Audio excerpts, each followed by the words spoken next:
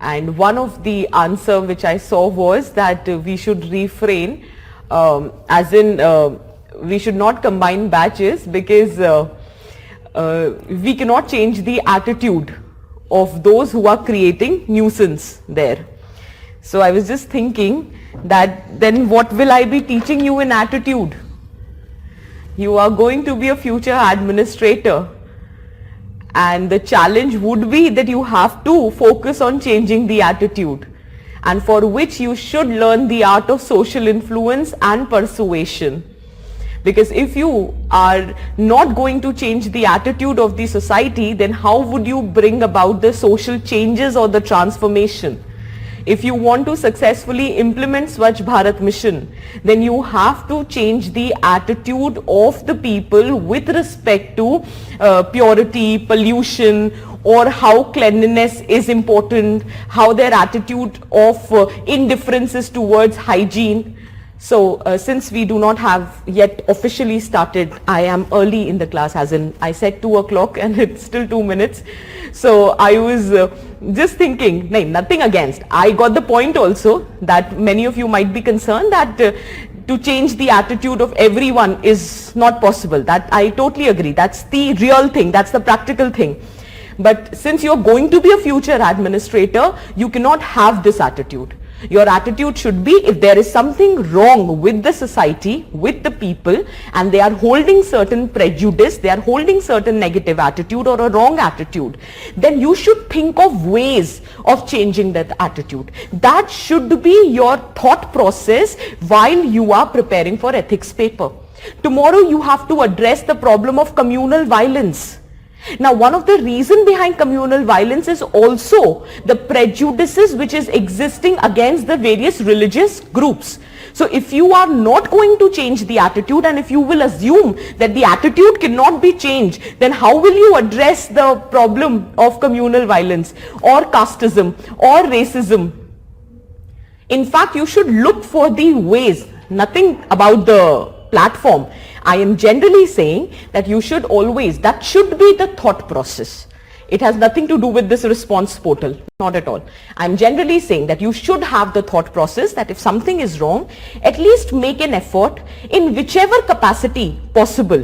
For example, if you really want to address the problem of this thought process, तो उसके लिए best है कि as in response portal की बात करें, stop acknowledging the nuisance comments or whatever is coming on the portal. Just relax, don't react. Did you get the point? So there can be different ways, but you should always look for the ways how you can address the problem of negative attitude. Is that clear? ठीक है, चलो, let's start.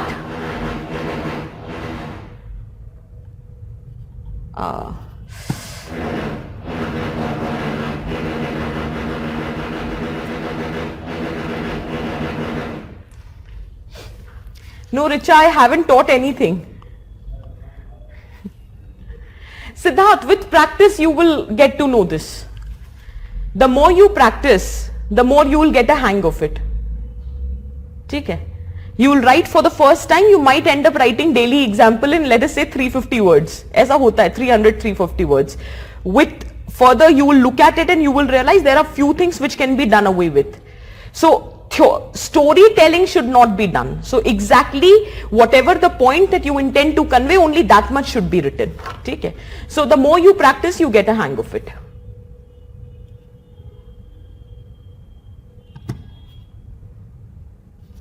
यार ये चल ही नहीं रहा, मैं कैसे देखूं इन लोगों का?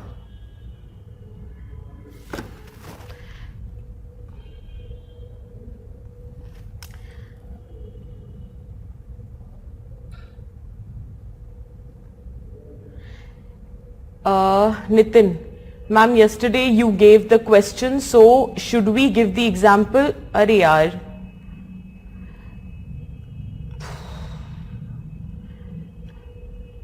तुम लोग एक के बाद एक लिखे जा रहे हो, मुझे कुछ समझ नहीं आ रहा है. Just wait now.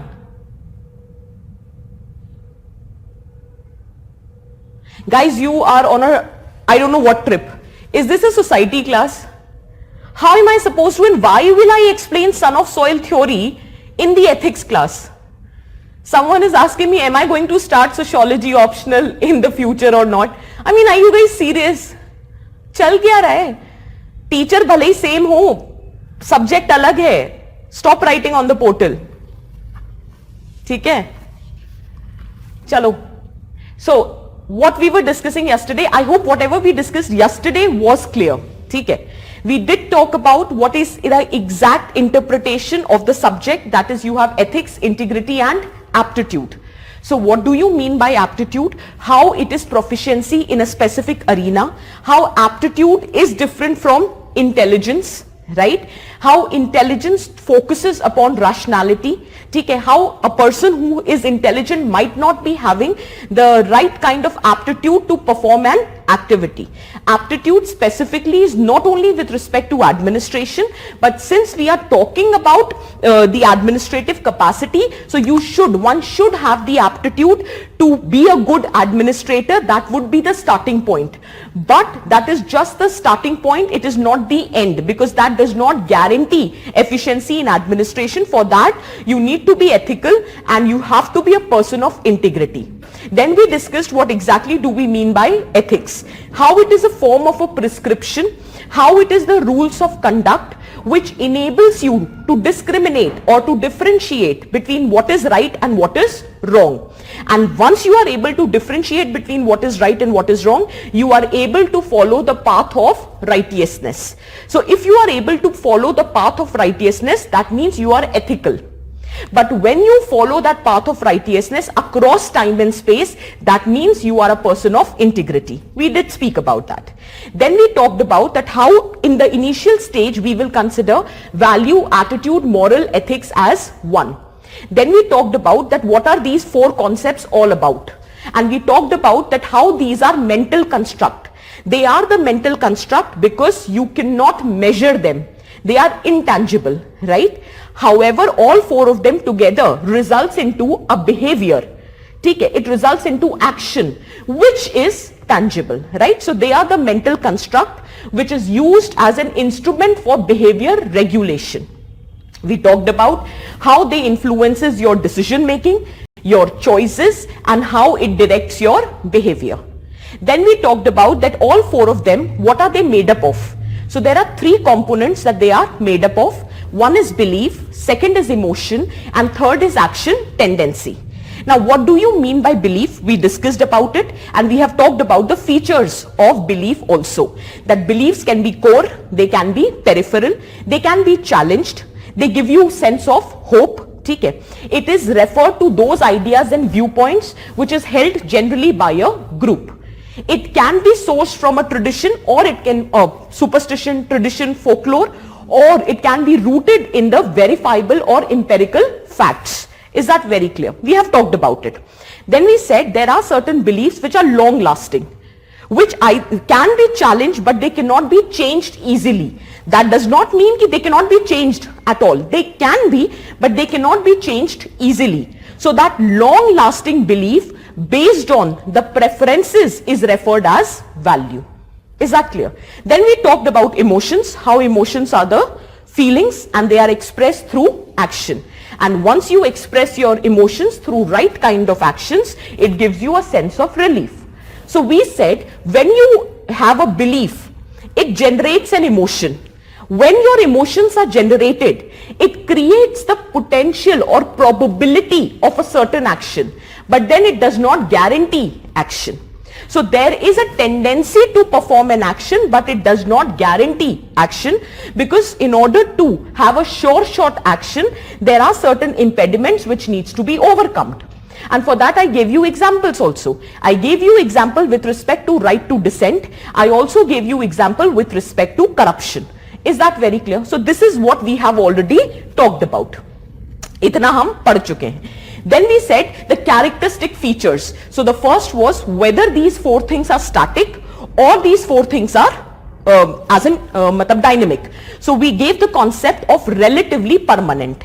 Then we also talked about that how over the period of time, maybe your value system is not undergoing a change, but in order to maintain the equilibrium with the society, which is constantly changing, what happens is that you accept multiple behaviors under a given set of values.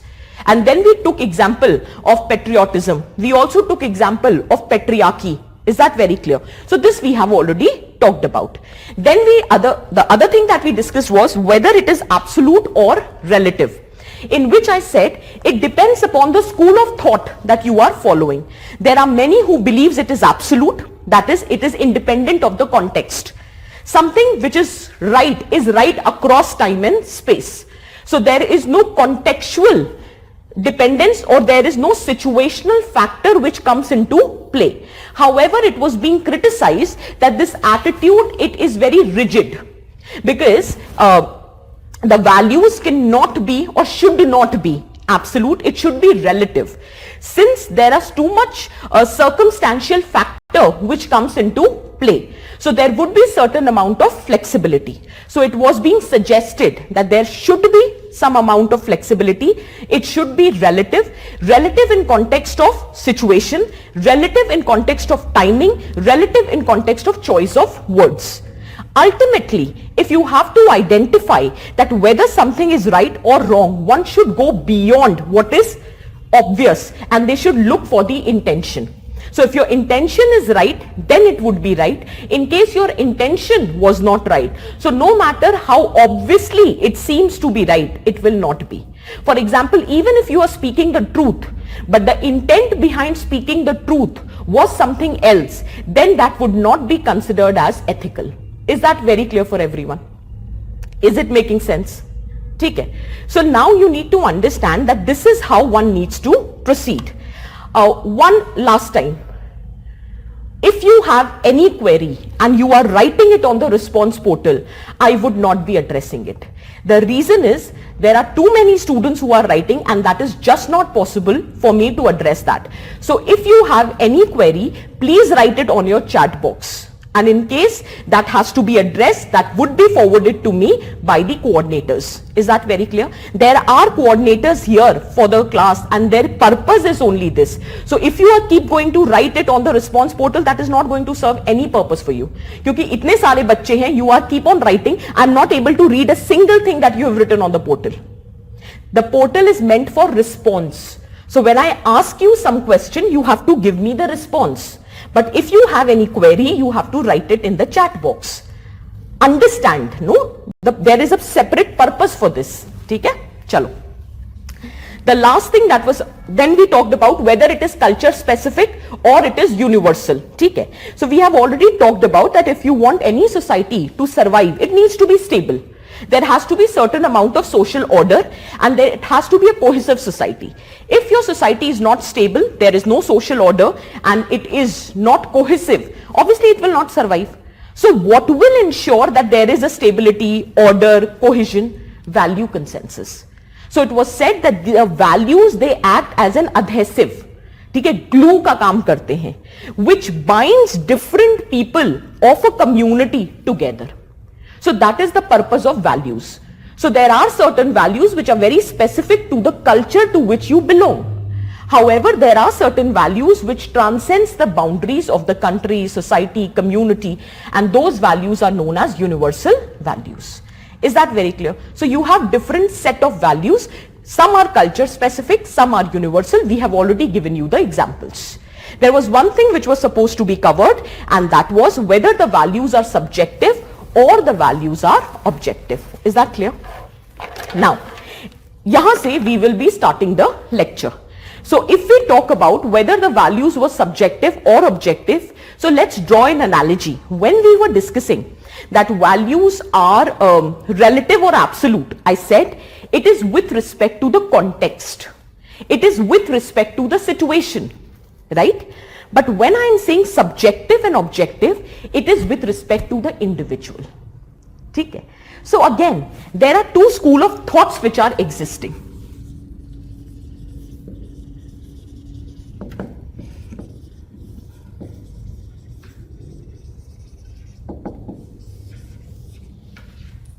There are two schools of thoughts. One school of thought says that the values are objective. Objective matlab, they are independent of the individual, right? So there are values which exist independent of the individual. Matlab, individual's understanding, individual's perception will not make any effect. So if something, for example, beauty. Now, if something is considered beautiful, the reason is because it is beautiful. It has nothing to do with the individual. So if this is considered as beautiful, it will be beautiful for everyone, irrespective of the individual. That was the thought process which was put forward by a scholar whose name was Plato. Plato says that values are independent, or they exist independent of the individual's perception. And he gave the example of beauty, that if something is considered as beautiful, it will be considered as beautiful because it is beautiful, right? So it doesn't matter whether you are viewing it, I am viewing it, or some other person is viewing it. Is that very clear? Did you get the point? So he says it doesn't depend upon individual's perception. It doesn't depend upon individual's judgment. It doesn't depend upon individual's understanding. So if something is a value, it is a value because it has to be. It has nothing to do with the individual. Are you getting the point? However, it was being refuted. Remember, beauty lies in the eyes of the beholder. So something, it can be beautiful for you, but it might not be beautiful for me. It might not be beautiful for some XYZ person, because our understanding of beauty is very different. Our understanding of perception of beauty is very different. What might be attractive for you might not be attractive for me. Did you get my point? Right? So another school of thought, for example, there is another philosopher, his name is Protagoras. So Protagoras says that human is the measure of all things. He wrote a book, Truth, in which he talked about that human is the measure of all things. So every value, whether it is truth, whether it is beauty, it is depending upon the observer. So it is not independent of the individual. Is that very clear for everyone? Write it down. Write it down. There are contrasting viewpoints with respect to the values. There are contrasting viewpoints with respect to the values being objective or subjective.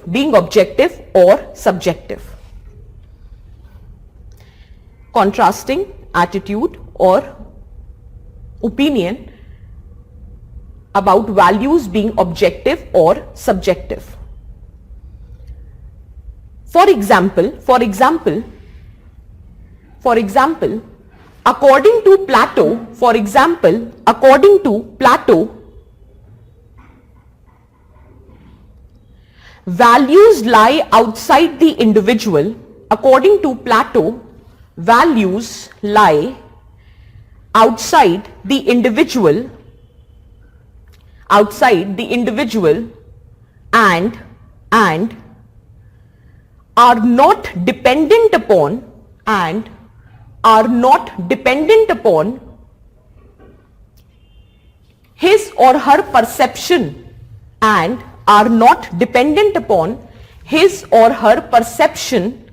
or beliefs.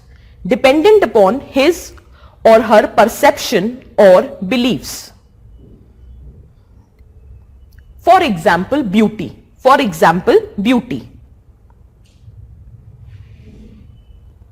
However,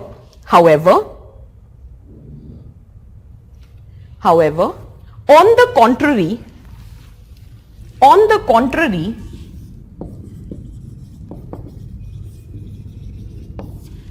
there is another philosopher, Protagoras,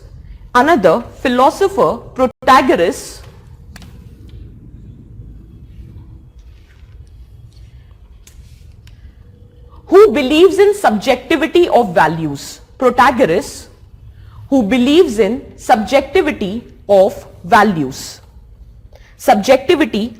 values.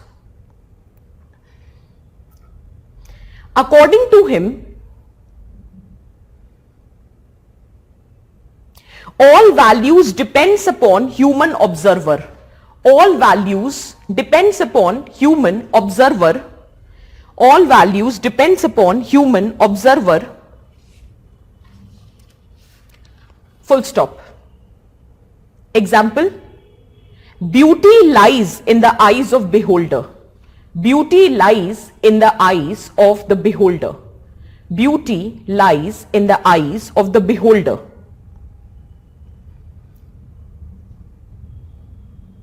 Concluding remark.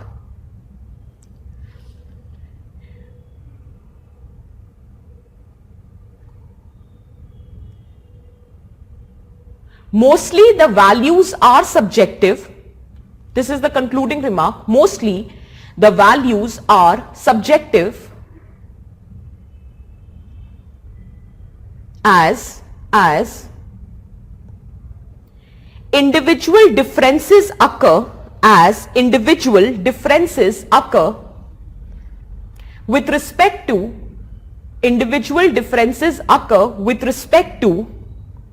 perception, understanding,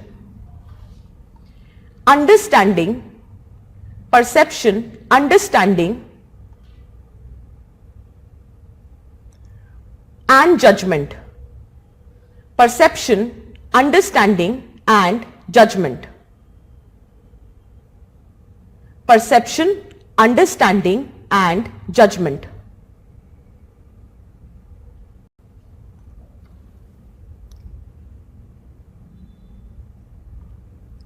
Full stop. Okay.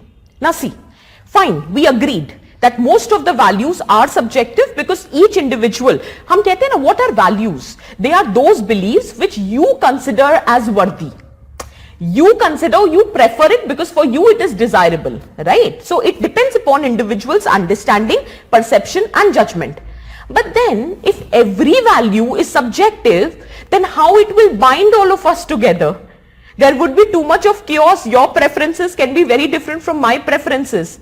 Your understanding would be very different from my understanding. So if every value is going to be considered as subjective, it would create chaos in the society. So although most of the values are subjective, but then there are few objective values. Is that clear?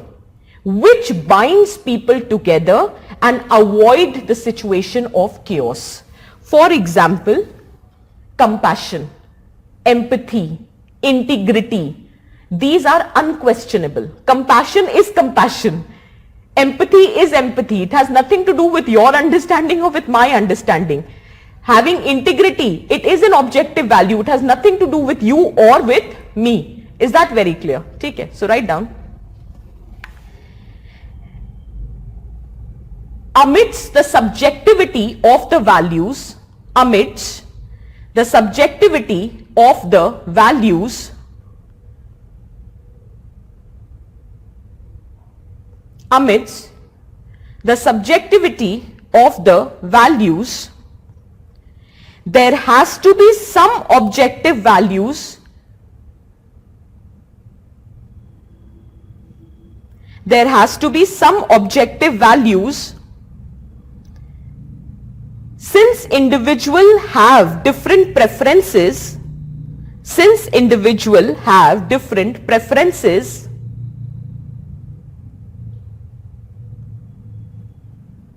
so in order to maintain social order, so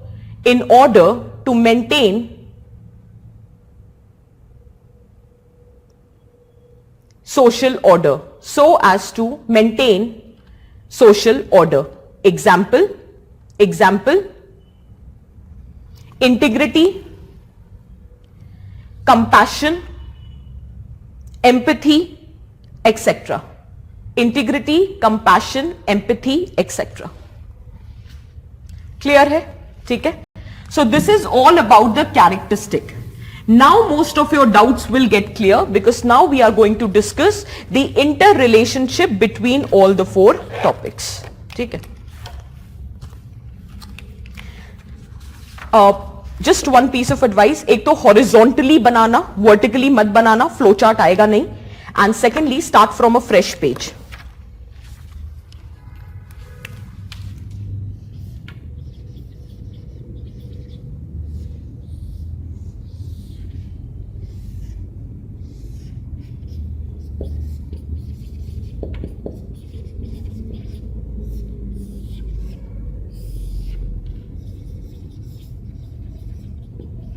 or let me first finish the basic outlining so that you will get an idea how much space you require.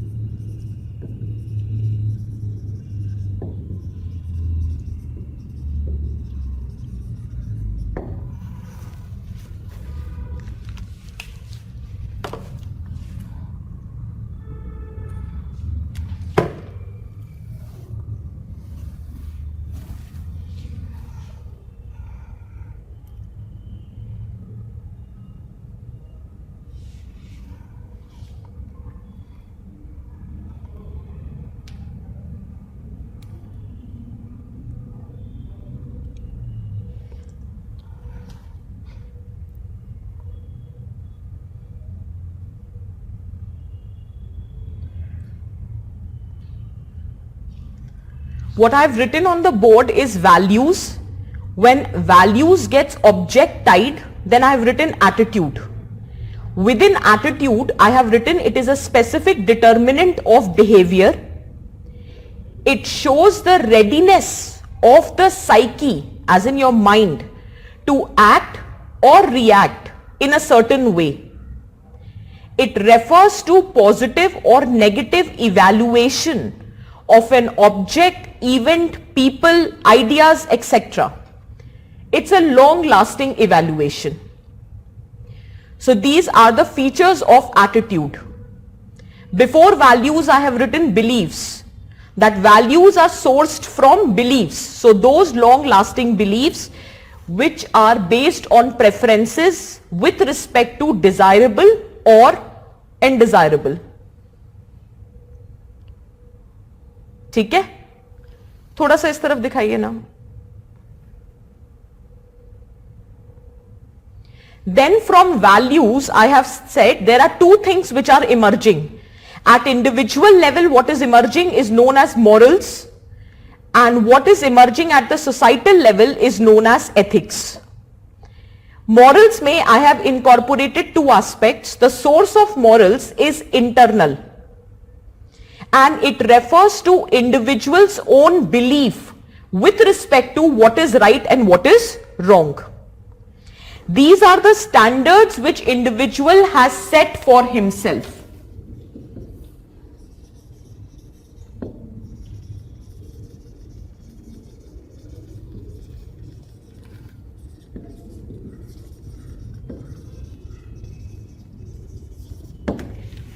So it is individual's own understanding about what is right and what is wrong. These are the standards which individual has set for himself. It acts as a guiding force. It helps in guiding about the rightness and wrongness of the act.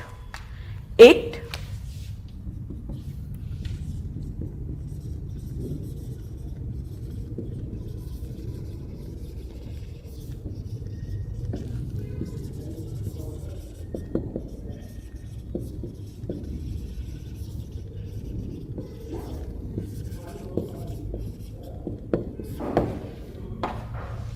So these are the standards which individual has set for himself.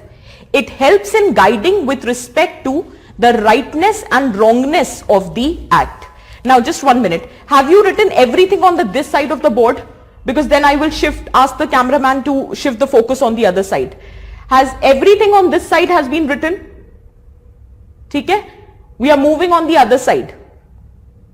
Shift करिए थोड़ा सा. उधर का दिखाइए सारा. और उधर जाइए. हाँ. So we said that values, from values there emerges two things. One is morals, other is ethics. What emerges at individual level is known as morals. What emerges at societal level is known as ethics. Within ethics, we have already talked about. I've just added one more dimension. It provides you the framework. What I've written, I'm just dictating what I've written on the board. It provides you the framework which helps in interpreting and understanding what is right or wrong for that matter.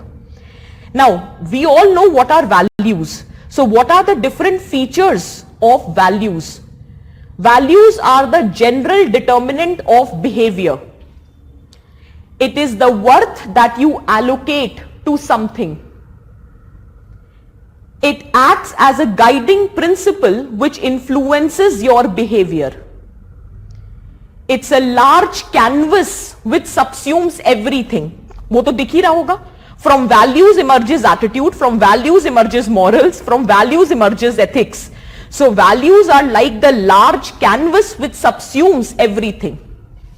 It denotes preference with respect to what is good and what is bad. It is often expressed in terms of should, what one should do. ठीक है? So that is values. अब एक बार शुरू से last तक इनको दिखा दीजिए.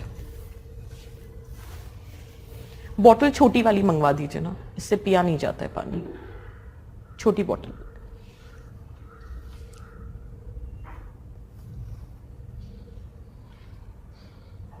Depending upon the nature of the question, you can make use of this diagram.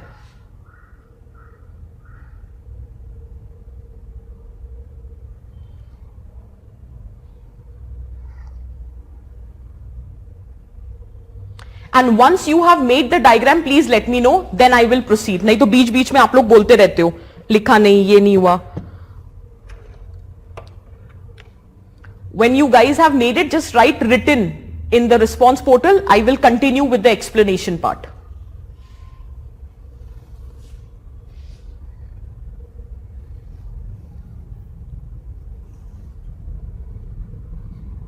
उस तरफ शिफ्ट करा दीजिए जनाब.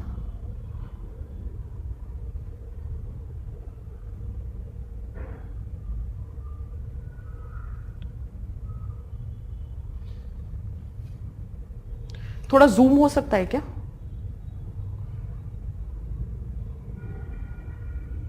बस.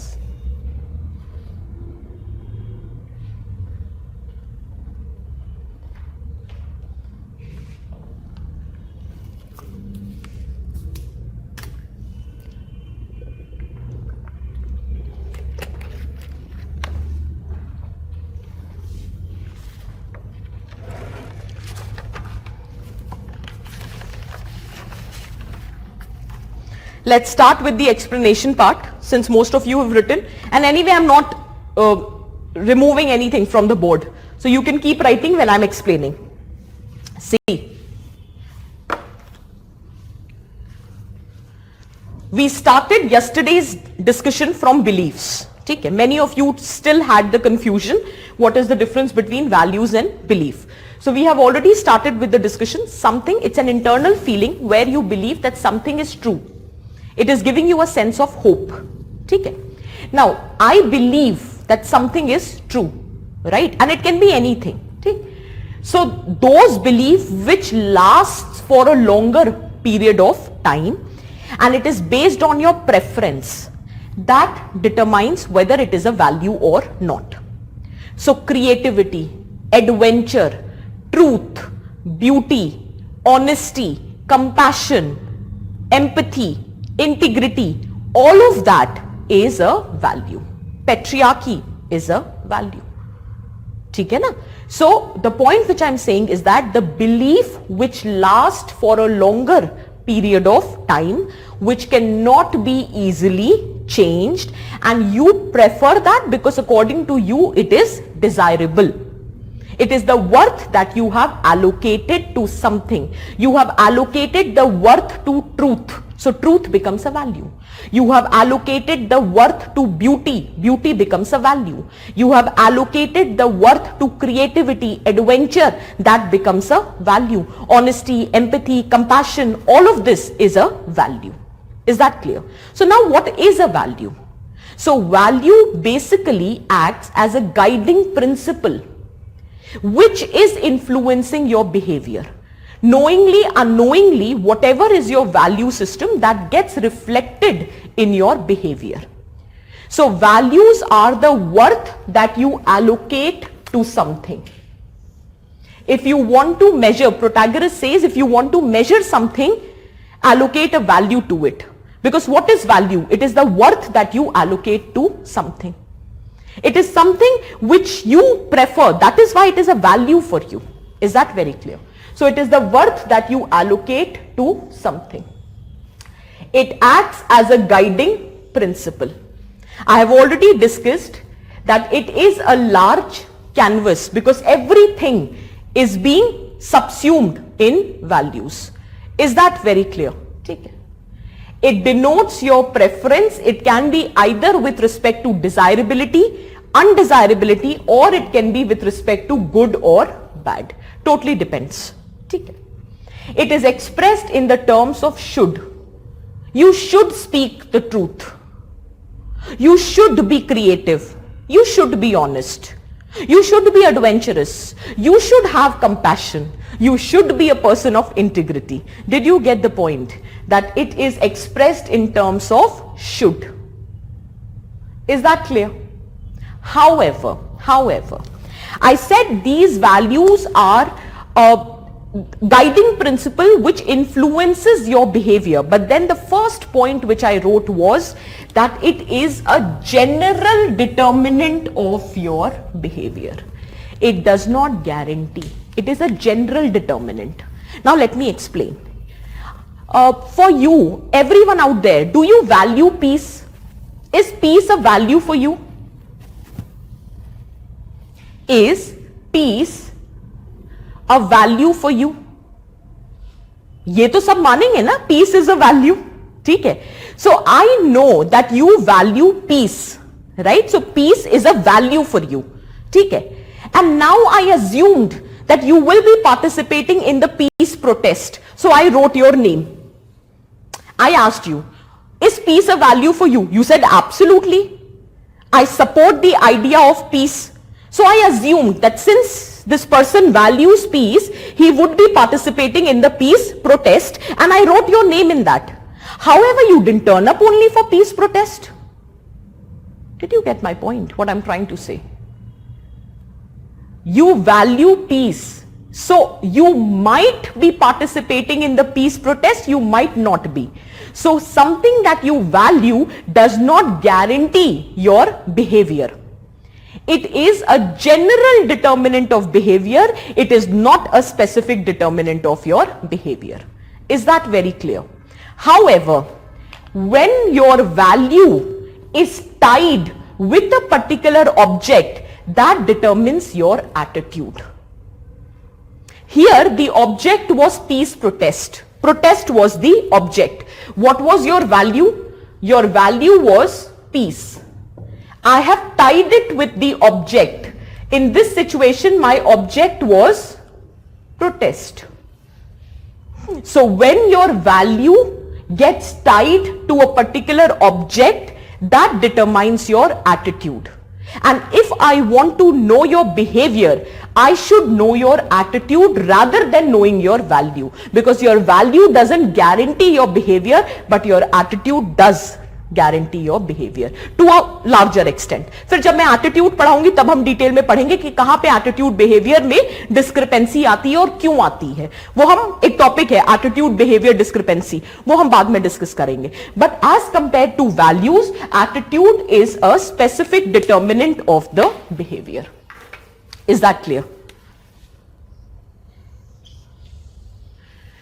So if I want to understand how you are going to behave, so rather than knowing your value, I should know your attitude. Because knowing your attitude would determine your behavior in a more specific manner. So I asked you, what's your attitude with respect to peace protest? You'll be like, see, I want peace to be established, but then I don't have time to participate in peace protest. Matlab, I think these protests would not take you anywhere. It is just a waste of time by few people who doesn't know what to do. So now I know that this person doesn't have a positive attitude with respect to peace protest. He would not be participating. On the other hand, you said, I asked you, what's your opinion about peace protest? You like, definitely one should participate. Just by talking about that we want peace will not have any impact on the government. We should actually actively participate in and carry out these protests in order to bring about change. I immediately knew his attitude is very positive towards protest. So the chances of he participating in the protest is very high. Is that very clear? Is it making sense? So attitude is nothing but specific determinant of behavior. It reflects your readiness with respect to how you are going to act or react in a certain way. आपका attitude देख के पता चल जाता है कि आप किस तरह से एक्ट और रिएक्ट करोगे. Is that clear? हम एटीट्यूड में और डिटेल में पढ़ेंगे दैट एटीट्यूड कैसे रिफ्लेक्ट होता है. ठीक है? So it shows the readiness of your psyche to act और react in a certain way. You need to understand, attitude doesn't exist in vacuum. Attitude is always directed towards something. Something can be an object, event, people, ideas. अगर मुझे आपके attitude को समझना है तो मैं ऐसे नहीं पूछूंगी randomly. Your attitude has to be directed. What's your attitude towards farmers protest? What's your attitude towards SC people? What's your attitude towards women? What's your attitude towards a government policy? So there has to be something towards which your attitude is oriented, right? So attitude doesn't exist in vacuum. It is always oriented towards something. It can be an event, it can be an object, it can be a person, it can be an idea also. Is that very clear? Etc. laga do. Is that clear? And most importantly, you develop an attitude after a long-term evaluation. Is that clear? I have a certain attitude towards this marker, right? This marker is responsible for my bread and butter. So my attitude towards this marker would be very different from your attitude towards this marker. I'm just giving you an example. And that attitude would not develop overnight. It will be after a long-lasting evaluation, positive also as well as negative.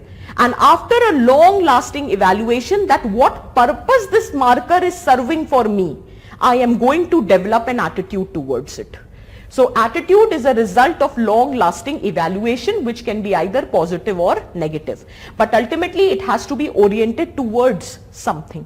And it is a more specific determinant of your behavior as compared to values. Is that very clear? Abhi tak jo padha wo samajh aaya?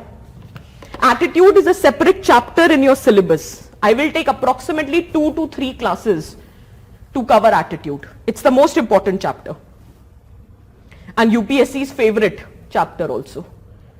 So we will take at least 3 lectures to complete attitude. As of now, just the definition part and the interrelationship is clear between values and attitude. Okay. Next. Now, I told you that values is something which you prefer. Prefer with respect to good, bad, desirability or undesirability. Is that very clear? Okay. Now the point is not, मैं समझ गई आप लोगों को समझ आ गया. Thank you. Now the point is, every value cannot be seen in the prism of right or wrong. ध्यान से सुनो. अब रुको. Stop writing, just listen.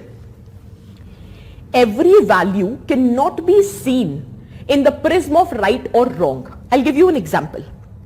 Let us suppose beauty is a value. It is a value because you have allocated a certain worth to beauty. Okay. Now, if someone is not beautiful, will that be considered as wrong? Will that be person considered as immoral or unethical just because of the fact that he doesn't fit the standards of your beauty? It can be desirable or undesirable depending upon the different standards which has been set, but then it cannot be termed as right or wrong. Similarly, being creative is a good thing. It's a desirable thing. One should be creative. Now let us say you are not creative. Will that make you immoral or unethical? No.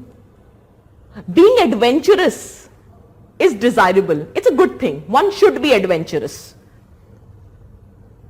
But if someone is not adventurous, that does not mean that the person becomes immoral or unethical. Right? Now listen. Value is like a set within which there are some values which can only be seen in the prism of good or bad. But there are certain values which can be seen in the prism of right and wrong. For example, honesty, integrity, compassion, truth, empathy. If you are not honest, that's wrong. If you are not compassionate, that's wrong. If you speak the truth, that's right. Exactly. Did you get my point? So the values which can be seen in the prism of right or wrong, those values only at the individual level is known as morals. At the societal level, they are known as ethics.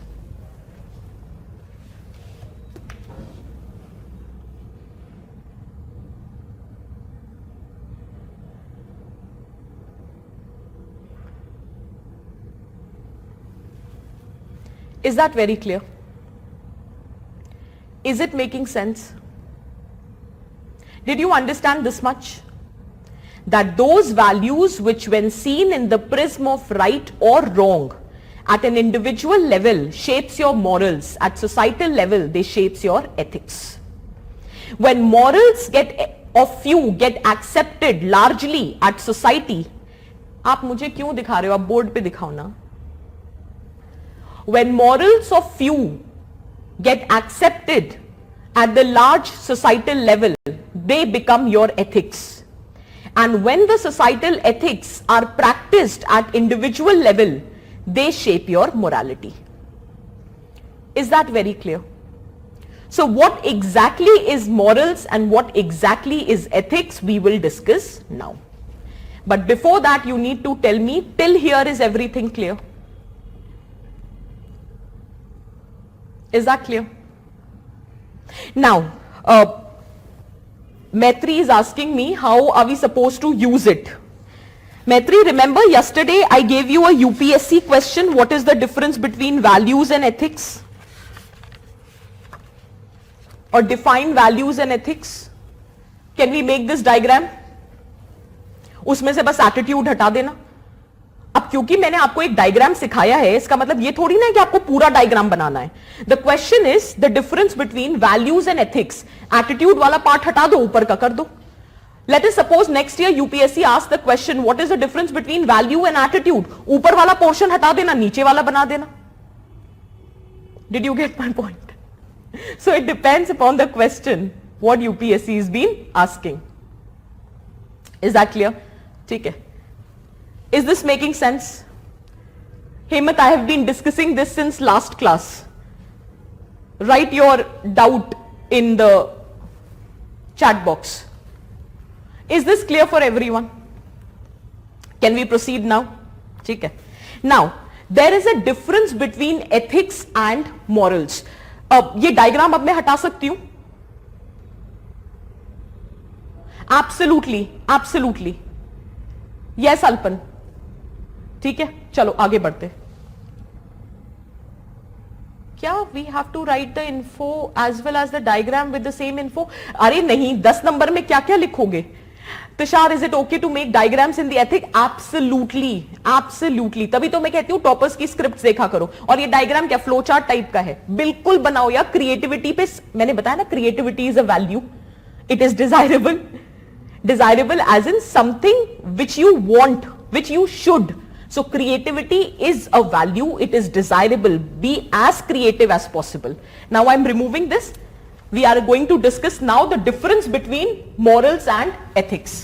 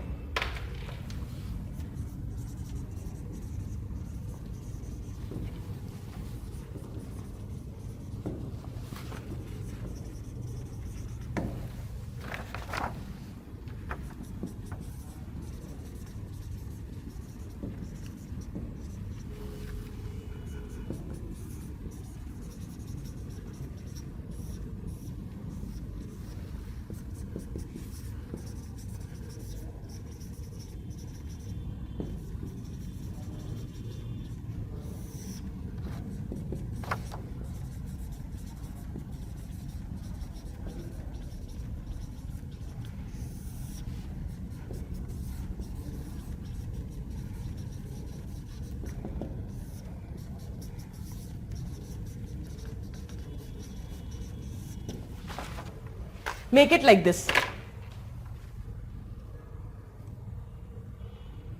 See, this is a personal observation. You can totally vary or disagree with this. Whenever the question is with respect to comparisons, right? And it is possible for us to identify the parameters based on which the comparisons can be drawn, then it is always advisable. ठीक है?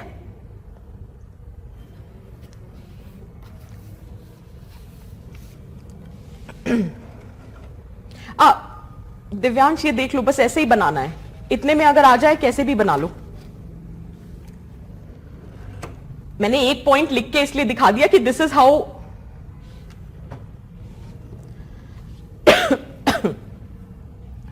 It should be written. Rest I dictate. ठीक है.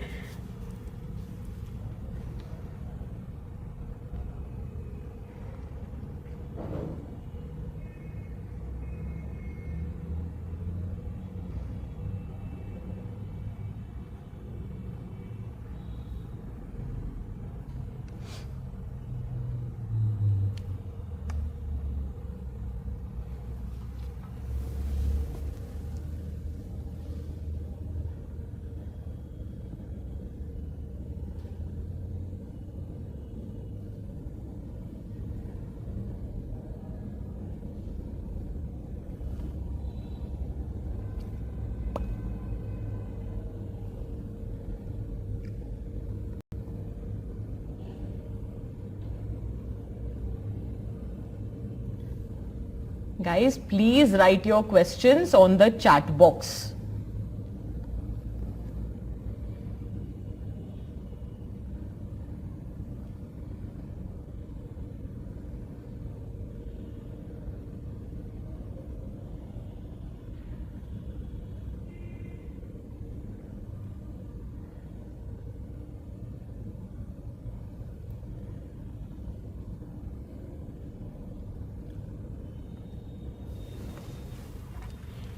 What is it? Source. Why do we follow? As in, why do we follow ethics or why morality? What if we deviate from ethics or from morality? Flexibility, whether it is flexible or not. Example. ठीक है? Let's start. What is it? So ethics, I've already written it for you. That what should be the right way in which person should act in a situation, that is determined by your ethics. ठीक है? You need to understand there is a difference between ethics and morality. When we talk about whether this act is right or wrong, it is morals. ठीक है? Now let us say the act is murder. Is murder right or wrong? Obviously wrong. ठीक है? So if per se I go by the definition of or understanding about the murder, so murder as an act is wrong.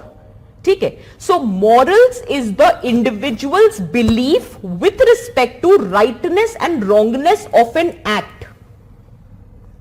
ठीक है? However, ethics, it helps you to differentiate between right and wrong of the act in a situation. That's the difference. Is that very clear? So that is what I'm saying. Individuals' belief. Absolutely. See, not wrong always, depends. Few are saying it is wrong, right? So this is your individual belief. So individuals' belief with respect to the act is your morals. However, how an individual is supposed to act in a situation is determined by the ethics. Is that clear? Is it making sense? ठीक है?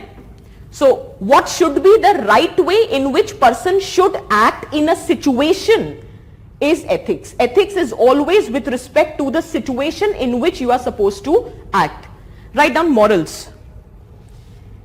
It is the principles of right behavior. It is the principles of right behavior which we use to judge,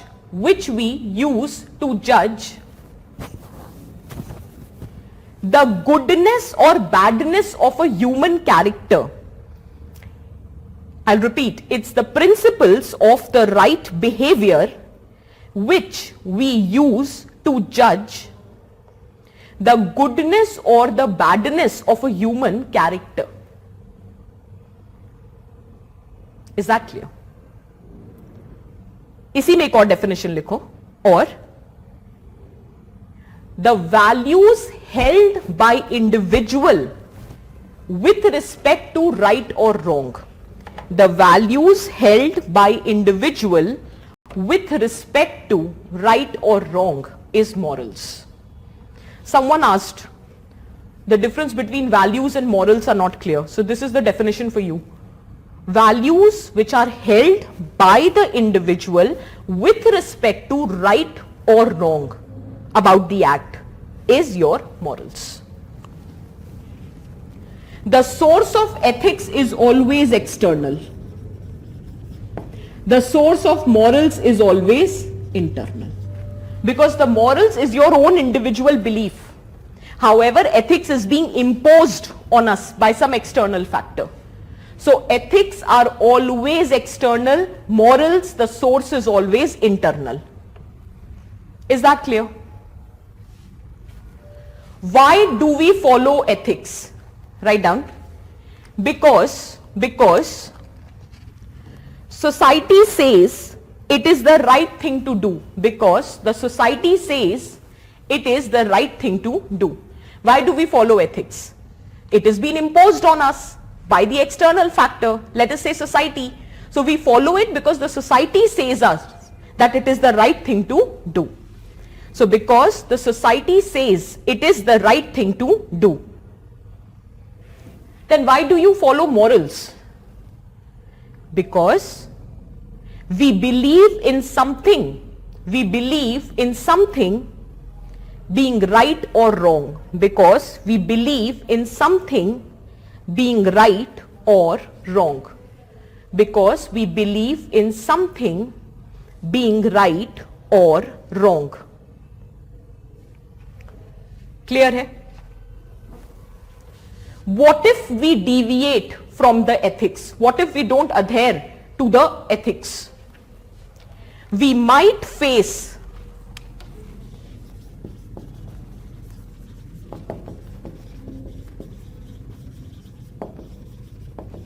social disapproval or ostracization. We might face social disapproval or ostracization. If you don't follow ethics, then you might face social disapproval or ostracization.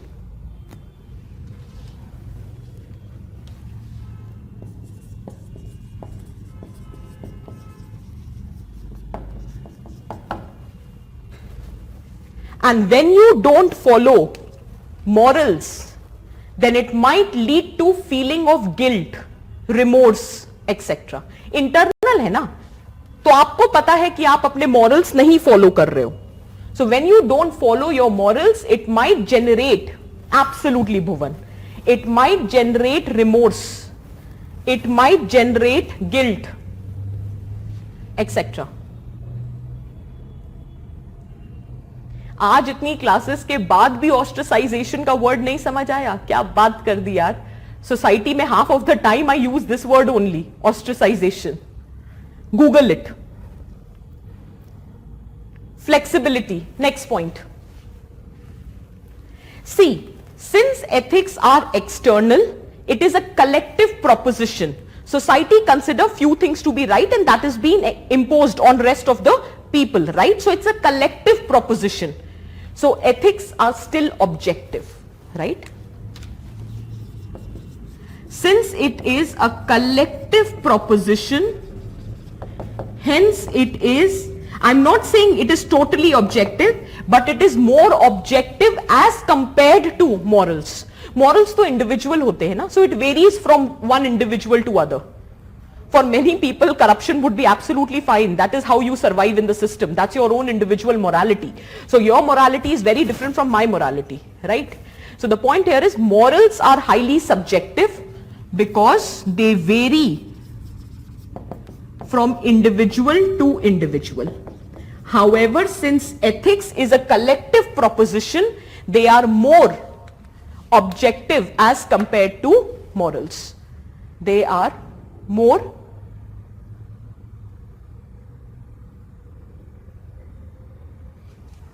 absolutely, Aryan, it can happen. When morals of few has been accepted at the societal level, then become ethics. Lekin if I go by the standard understanding, then ethics are external. Right? If the ethics is practiced at an individual level and it becomes your morals, so obviously you can say that again it became internal, but nahi. Ethics ka jo source hota hai, that is always external. But one of the determinant of ethics is also intuition. We'll study when I'm discussing determinants of ethics. Right? So one intuition can be there, but largely the source of ethics is external because it is imposed on us by an external agency. Is that clear? Is it making sense? Can we proceed? Now you will understand it better when I'm talking about an example. Okay. The most apt example. Let us consider the situation of a defense lawyer. Let us consider a situation of defense lawyer. And the client of defense lawyer is or has committed a murder. Now the individual morality of the defense lawyer says that murder is the most reprehensible crime and it needs to be condemned. The person deserves punishment. Right? That's your individual morality.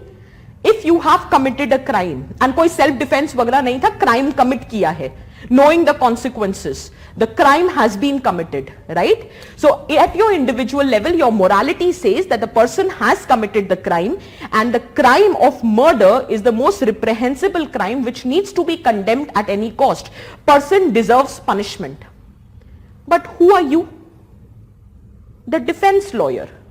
And your legal ethics says that under any given circumstances, your task is to defend your client. So that is a situation where ethics is in contravention with your morality. Is this very clear? Is this clear? Is the example of defense lawyer clear?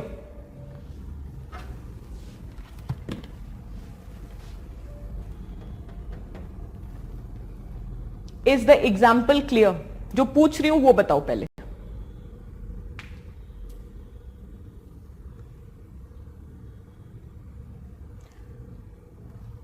Morals are subjective because it varies from individual to individual. Morals are subjective because it varies from individual to individual. Is that clear? Is the example of defense lawyer the contravention between अरे भाई defence lawyer हो, defence lawyer का काम क्या होता है? Defend करना. ठीक है? The job of defence lawyer is to defend the client and client is a murderer. अभी तो आप लोगों ने बोला ना that if not taken that situation of self defence और you are killing a terrorist, ऐसी कोई सिचुएशन नहीं है. You have committed a very heinous crime, you have committed a murder, right? So the individual, अब भाई lawyer भी तो इंसान है ना, और क्या पता कि मॉरल भी है. ठीक है? So the individuals morality, morality मतलब your belief about the act. This is the act. Act is murder. Murder under any circumstances in this particular situation, it is or it should be condemned.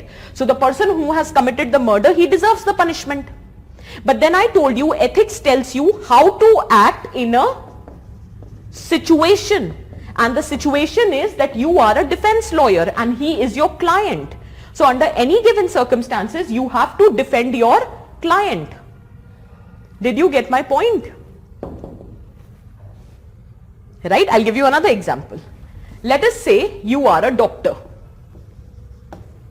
You have a patient. Patient, you know, has committed a heinous crime, that is rape.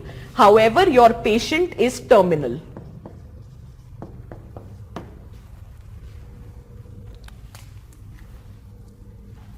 You are a doctor, your patient has committed a heinous crime, rape.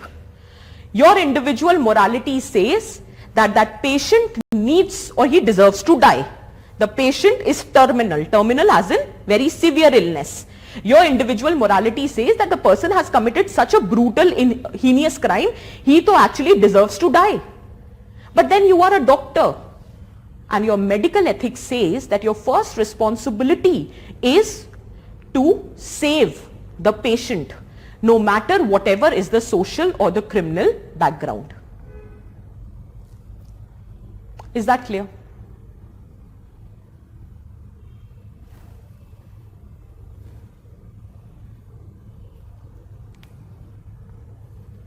समझ आया अब बताओ जल्दी से.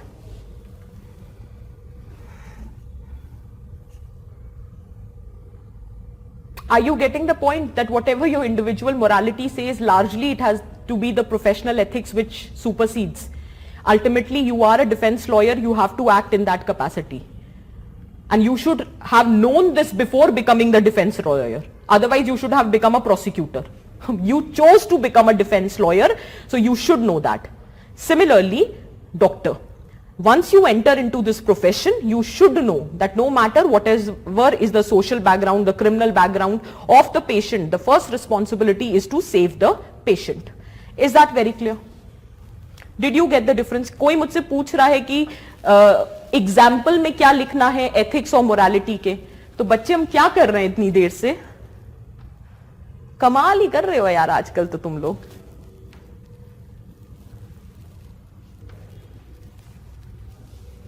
Is that clear? Both of these are not the example of morality. This is a situation where there exists a difference between morality and ethics. That is what I'm saying.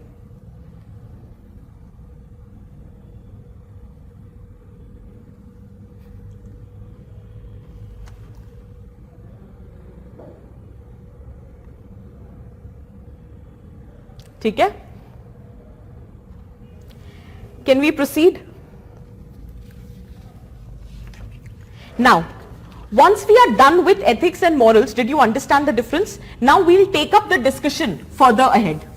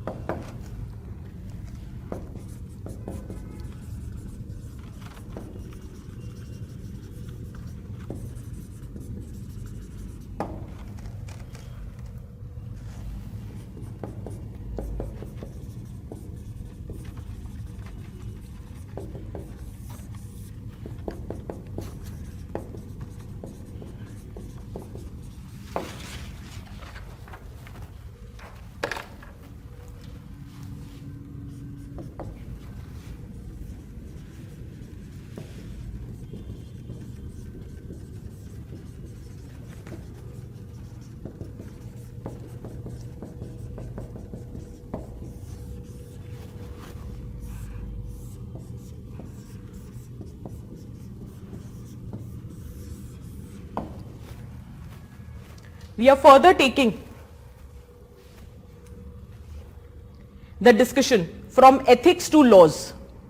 See, laws you will separately study also as a part of your administrative ethics, but we just wanted to draw a connect. So later stage of evolution of norms is referred as laws.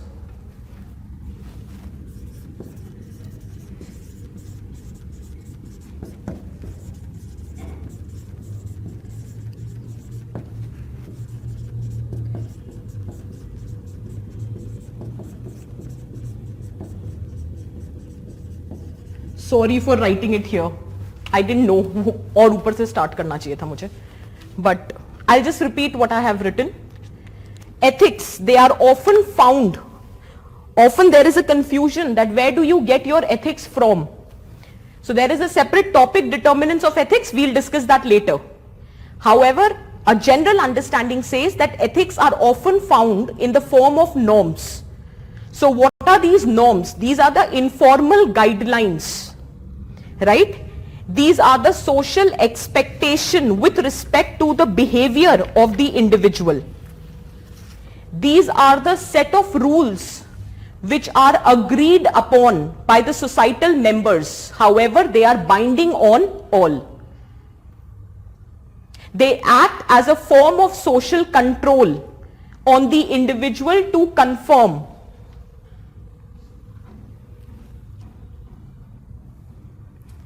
It induces uniformity in our behavior. It also keeps the deviant behavior under check. These norms are expressed through customs, folklores. However, non-conformity with the norms leads to ostracization. Is that clear? There can be different examples of norms. Touching the feet of elders, it's a norm. Marrying according to your parents' wish, it's a norm in Indian society. In traditional Indian society, there was a norm to get your girl married at an early age. So these are the norms, these are the informal guidelines, these are the social expectation, these are the set of rules of behavior which is agreed by a certain societal members. However, it is binding on all. But the problem is, since they are not codified, so if there is non-conformity, you will be ridiculed, you might be rebuked, you might be excluded, ostracized. But then there would not be any punitive measures, right? Because for that some amount of codification is required. Okay? So the later stage of evolution of norms, when the society has codified, proper codification, this is the expected behavior and this is the unexpected behavior, then it results into emergence of laws.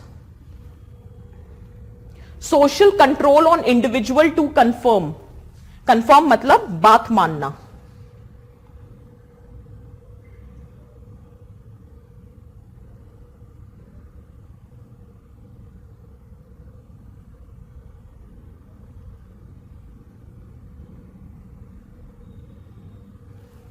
बनाओ फिर बात करते हैं.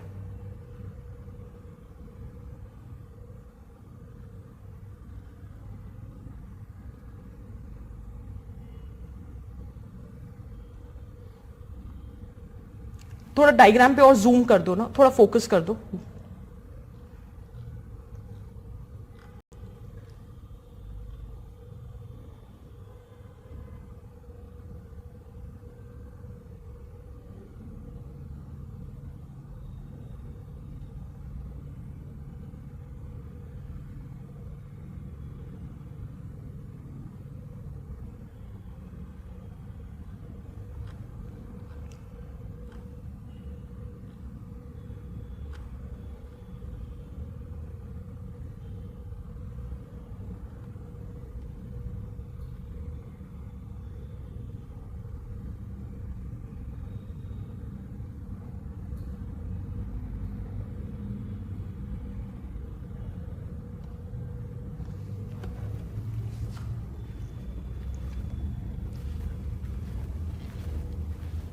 Now, okay, I'll make sure we are not using the blue marker. Ethics. We have already talked about, right? Now, since you keep writing, I'll keep explaining. We have already talked about that the source of ethics is external, right? Just now we discussed. Now the point emerges that if it is external, then what can be possibly the source? So we said often the ethics is found in the form of the norms. There might be a question, what is the difference between norms and laws? What is the difference between ethics and norms? UPSC's question, what is the difference between ethics and laws? UPSC has already asked the question, what is the difference? Write a short note on, and the first was differentiate between laws and ethics. Question hai bhai, theek hai. So ethics are often found in the form of norms. Why am I making these diagrams? Is just to give you the clarity. Otherwise वो paragraph formatting होती रहेगी और उससे कोई फर्क नहीं पड़ेगा. अब अगर सपोज करो आपको ethics और laws में दिखाना है, ठीक है? One of the way of writing can be this, right? So you start with ethics. They are often found in the form of norms. And what is laws? Laws is the higher stage or the later stage of evolution of norms when there is a proper codification with respect to expected and unexpected behavior. Now, touching the feet of elders is a norm. But if you don't touch the feet of your elders, you would not be put behind the bars, right? ठीक है? Now, the point is that initially there was a tradition, there was a norm that the child marriage used to happen. Right? ठीक है? Now, there was slowly and gradually people realized that child marriage is a menace. So finally, तो पहले slowly and gradually Raja Ram Mohan Roy, there were other social religious reformers who have raised their concerns against this practice of child marriage. But until and unless there was a law which was passed, there was no proper punitive mechanism existing. So ethics can act as a line of defense where you can stop yourself from committing some mistake. But then in case you commit a mistake, there would not be any punitive mechanism available, because for that there has to be a proper codification. Only after it was codified that child marriage is banned, then with the emergence of laws, it was acting as a more sound deterrence as compared to the norms. Is that very clear for everyone? What I'm trying to say is that norms are just informal guidelines. These are certain set of rules which tells you how one should behave. But in case you are not behaving according to the norm, there is no punitive mechanism. So the later stage of evolution of norms is that it needs to be codified. Once it gets codified, it results into formation of laws. So then what is the purpose of those norms? The norms, they act as an agent of social control. There are many people who have the fear of society. So there is a fear that you might be ostracized. Is that very clear? For example, take example of Rajasthan. Sometimes norms are more prominent than the existing laws also. अब laws तो कहते हैं child marriage is banned. Is that clear? But in Rajasthan, child marriage is still happening. Why? Because that's a norm of the society. And there is a fear that if you deviate from the existing norm, then it might result into rebuking, ridiculing, or ostracization. So basically, they act as a form of social control on individual to conform. It induces uniformity in your behavior. It checks any kind of deviant behavior. Is that clear? And from where you get your norms? These norms are rooted in your customs, in your folklores, traditional kahaniya. And if there is non-conformity, it leads to ostracization, social ostracization. Absolutely, norms and laws can be contrary to each other. That's what I'm saying. No, it's a norm that you should get married in your caste. Law तो कहता है intercaste marriages are allowed, inter-religious marriages are also allowed. आजकल तो state के law में भी inter-religious marriages are not allowed. तो law है ना? Did you get the point? So norm and laws can be in contravention also. Absolutely no issues. Is that very clear? बिल्कुल it can be contrary. Can we proceed? Give the heading. Ethics and laws. Ethics and laws. Ethics and laws. Next heading. Ethics and laws. Write down. ethics tells us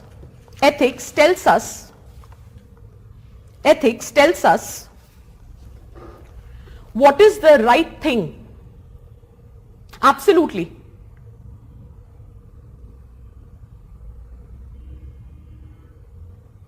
Difference between ethics and norms is one of the source of ethics is norms. If you want to ask me the difference between ethics and norms, then one of the source, one of the determinant of your ethics is your norms. In traditional societies, sati was considered as ethical because that was rooted in the customary practices and your source of ethics were your norms only. So sati practice was not considered as unethical. However, by Raja Ram Mohan Roy, it was considered as immoral. So it was the morality of Raja Ram Mohan Roy and other socio-religious reformers which later, when accepted at the societal level, took shape of the laws which led to the passage of the law, abolition of sati. Is that clear?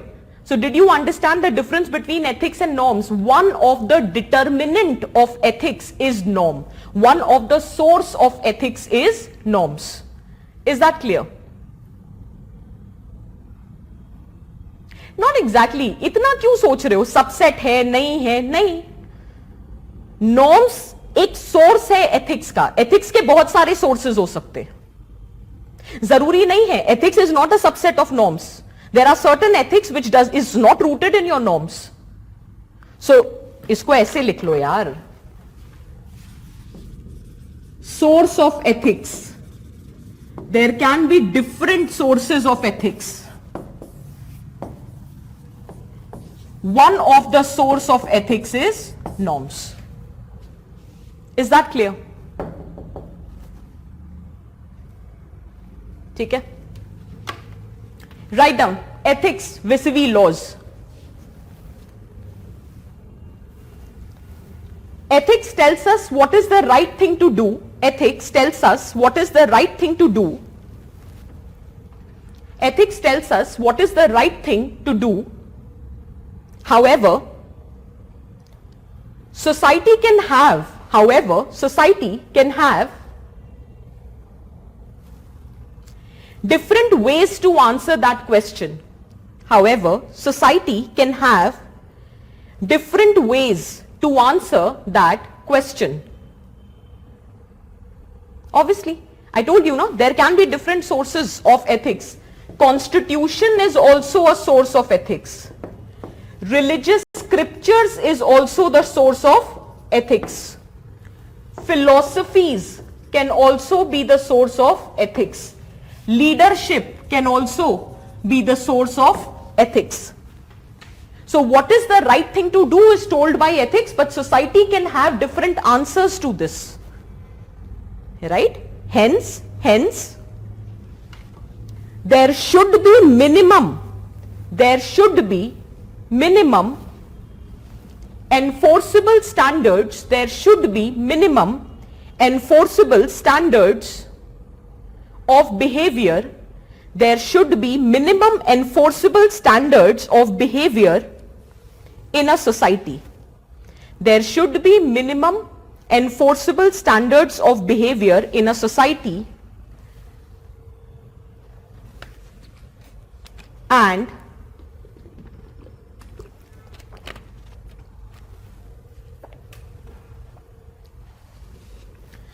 it is known as law. It is known as law. It is known as law. Right? Next, write down. Laws are usually based on the ethical framework. Laws are usually based on ethical framework. Full stop. It aims to bring. Laws are usually based on ethical framework. Full stop. It aims to bring social order. It aims to bring social order while controlling unethical behavior, it aims to bring social order while controlling the unethical behavior of individuals in the society. Unethical behavior of the individuals in the society. Full stop. Unethical behavior of individuals in the society. Full stop. Next. Laws act as an external set of standard. Laws act as an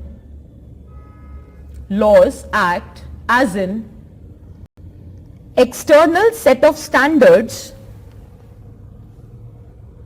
and rules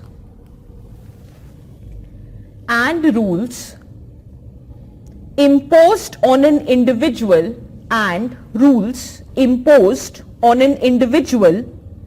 by the government, and rules imposed on an individual by the government. I'll repeat. Laws act as an external set of standards and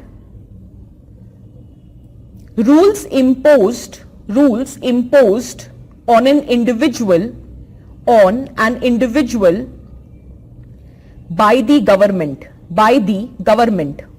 Full stop. Any deviance, next point, any deviance from the law,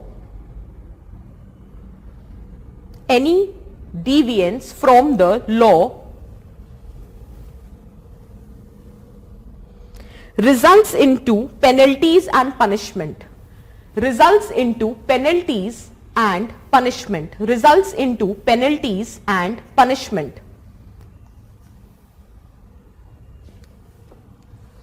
Thus,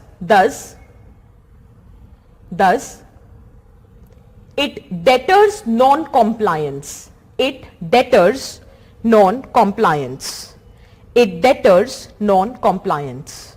I'm giving you a detailed content so that in case the question comes in any which form, you are able to write the answer. Thus, deter non-compliance. Next. Laws have societal sanctions.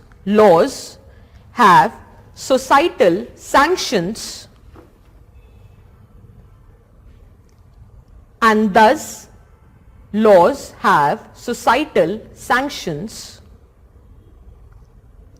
and thus have an important role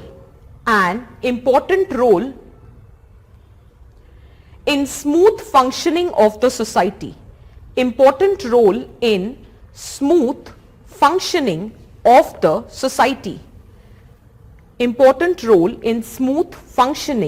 the society.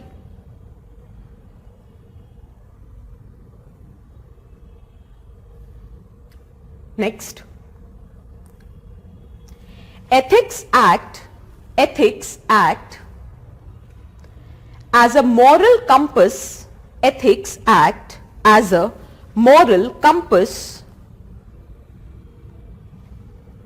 In guiding an individual. I'll repeat. Ethics act as a moral compass in guiding an individual even when the law is silent,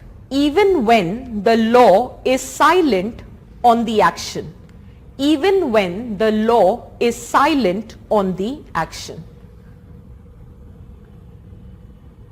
Remember I said where the law ends, ethics begin. Because for everything you cannot have a law. So there has to be some ethics so as to ensure, to keep the deviance under check. So ethics act as a moral compass which regulates your behavior even when law is silent. So at the time of discretions, it comes very handy. Is that clear? Sometimes when you have the opportunity to use or apply discretion, then your individual ethics comes into place. Ethics have to be very strong. Is that clear? Next, write down. Ethics is the first line of defense. Ethics is the first line of defense. Whereas laws are reactive, whereas laws are reactive and only a remedy, whereas laws are reactive and only a remedy.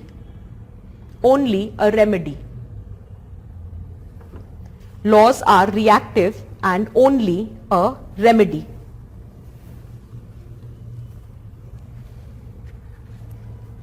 Clear hai? See, again I am saying you should not ask the question in the response portal, but you guys are not understanding at all. But anyway, laws have societal sanctions and approvals because that is the ideal situation. That laws should have societal sanctions and approval, because in case law doesn't, then it is not accepted by the society members, it is not internalized by the society members, and law remains ineffective in practice. यही तो हम कहते हैं. The problem with laws in our society is that nowadays they have not been internalized by the people, and that is why it doesn't remain effective at the time of implementation. Abolition of triple talaq, it has a societal approval and sanction, right? What did not have the societal approval and sanction was the criminalization of triple talaq. Otherwise, this abolition of triple talaq, the demand came from the Muslim community only, right? So it did have the societal sanctions and approval. Is that very clear? Is it making sense? ठीक है? See, I'll give you, तुम लोग का तो कुछ decide ही नहीं होता है. चलो, anyway, write down a question, UPSC question, differentiate between laws and ethics. UPSC question, differentiate between laws and ethics. Differentiate between laws and ethics. UPSC का यही question, इतना ही question था. Differentiate between laws and ethics. ठीक है? Now, just one small exercise. Give me examples where the act is unethical but it is not illegal.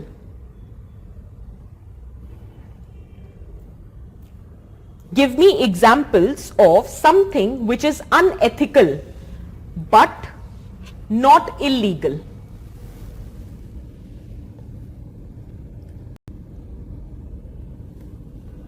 Give me examples of something which is unethical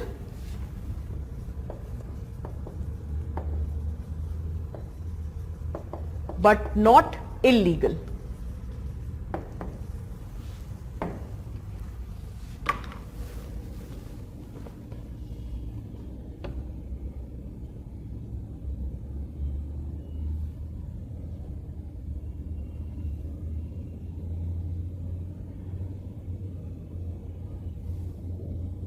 Abortion, I'll take the example.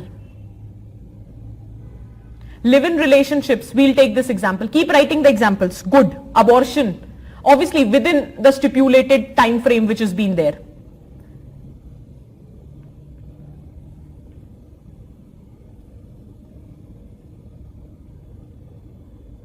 Marital rape, we'll take the example.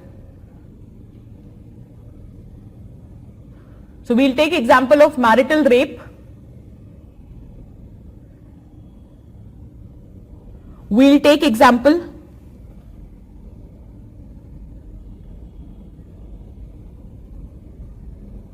adultery, very good.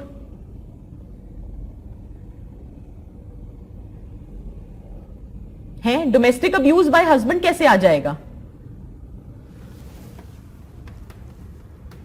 Illegal है ना? Take example of live-in relationship, adultery, homosexuality. Homosexuality is still considered as unethical. So we'll take example of adultery, homosexuality, marital rape, live-in relationships, breaking a promise. I really liked it. Yes, we'll take breaking a promise. Surrogacy इसलिए नहीं लेते हैं क्योंकि surrogacy में, if you remember when I was teaching you surrogacy, I said there are different perspective with respect to surrogacy. We'll not take that.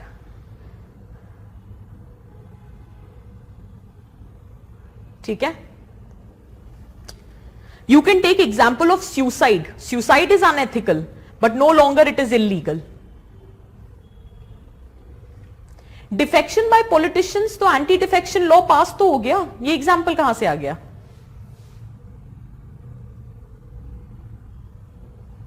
Commercial surrogacy भी Ashutosh unethical है कि नहीं, ये पॉइंट ऑफ व्यू पे डिपेंड करता है. Lying, we'll take this. See Padma, this is a very simple example, yet it is the right example. So what examples did we talk about? We spoke about live in relation, adultery, suicide,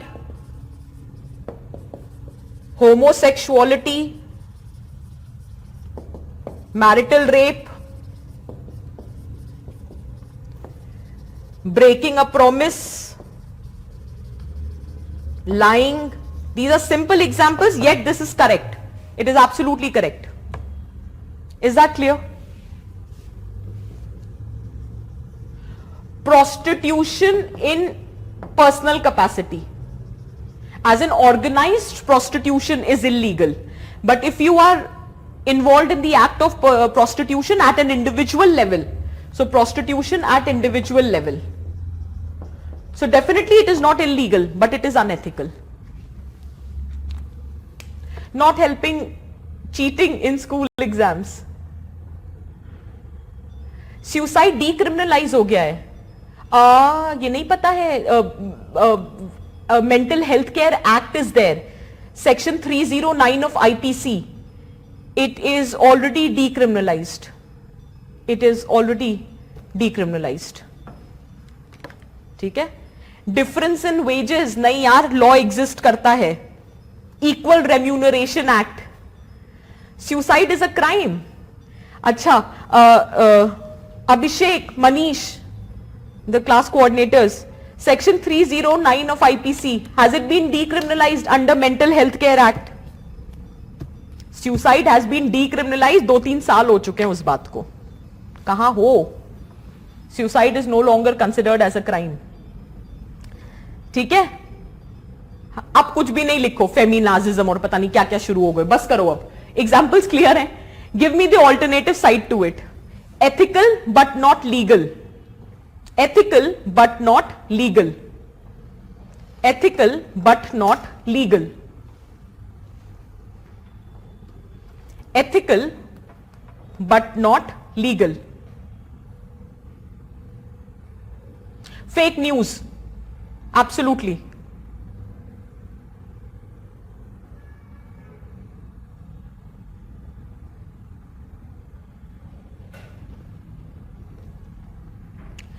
mercy killing, euthanasia पे अभी comment नहीं करेंगे. We will not comment. Absolutely. Crossing. See euthanasia, let's just restrict ourself. Let's not. Child marriage, we'll take the example.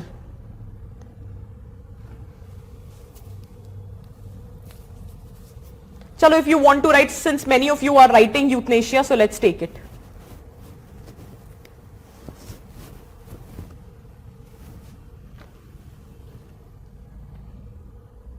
Same-sex marriage cannot be considered ethical because society is yet not ready to accept it. Breaking traffic signals to save someone's life, we'll take the example. Let's take euthanasia also if you want to. Let's take that. Somebody was saying child marriage in Rajasthan society, we'll take that also.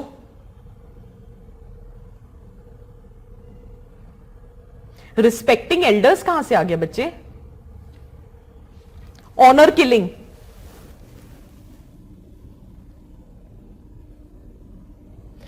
देखो, अब सुनो. Thank you Abhishek, whosoever was saying. Section 309 of IPC says Whoever attempts to commit suicide and does any act towards the commission shall be punished with simple imprisonment for a term which may extend to 1 year or with a fine or both. It has been decriminalized. So no longer suicide is a crime. Is that clear? Is that clear? कह तो रही हूं, माना भी तो करो, नहीं है क्राइम. हाँ, बेटिंग लिख सकते हैं. We can say betting. Absolutely correct Pulkit.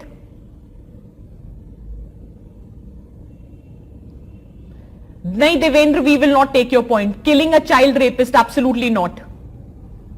Absolutely not. ठीक है. Yeah, we will take freedom of speech and expression वाले जो points आप बोल रहे हो, dissent, we'll take dissent. ठीक है? Mob lynching is ethical, कुछ भी. Robin Hood, अच्छा, we'll take this. ठीक है, चलो. See why I was doing this exercise with you, just to ensure that you have the clarity. ठीक है, so for that purpose. ठीक, so more or less you have understood the difference between the two.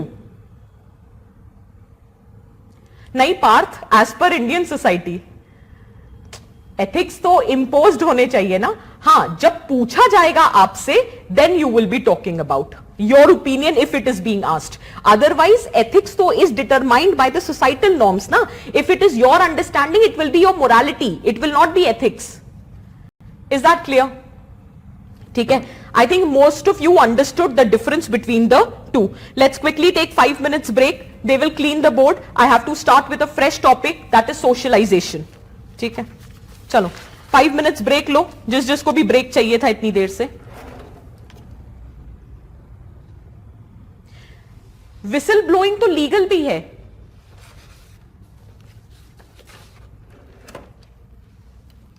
We'll start with a fresh topic. That is socialization. 5 minute का break. Board clean करवाइए.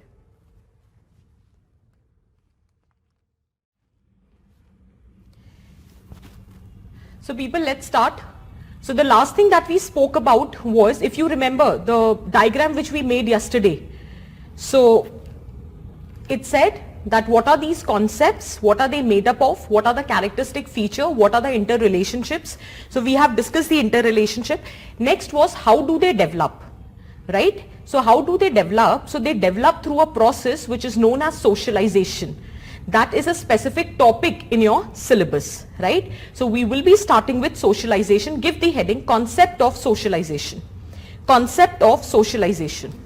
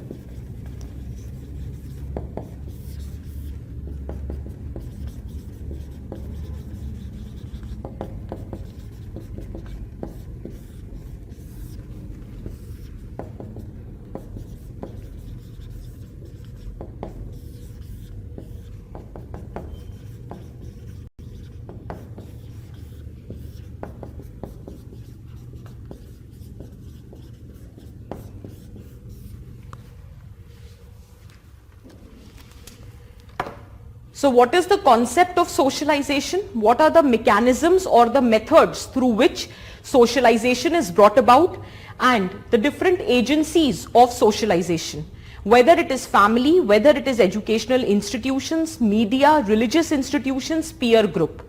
So these are the different agencies of socialization.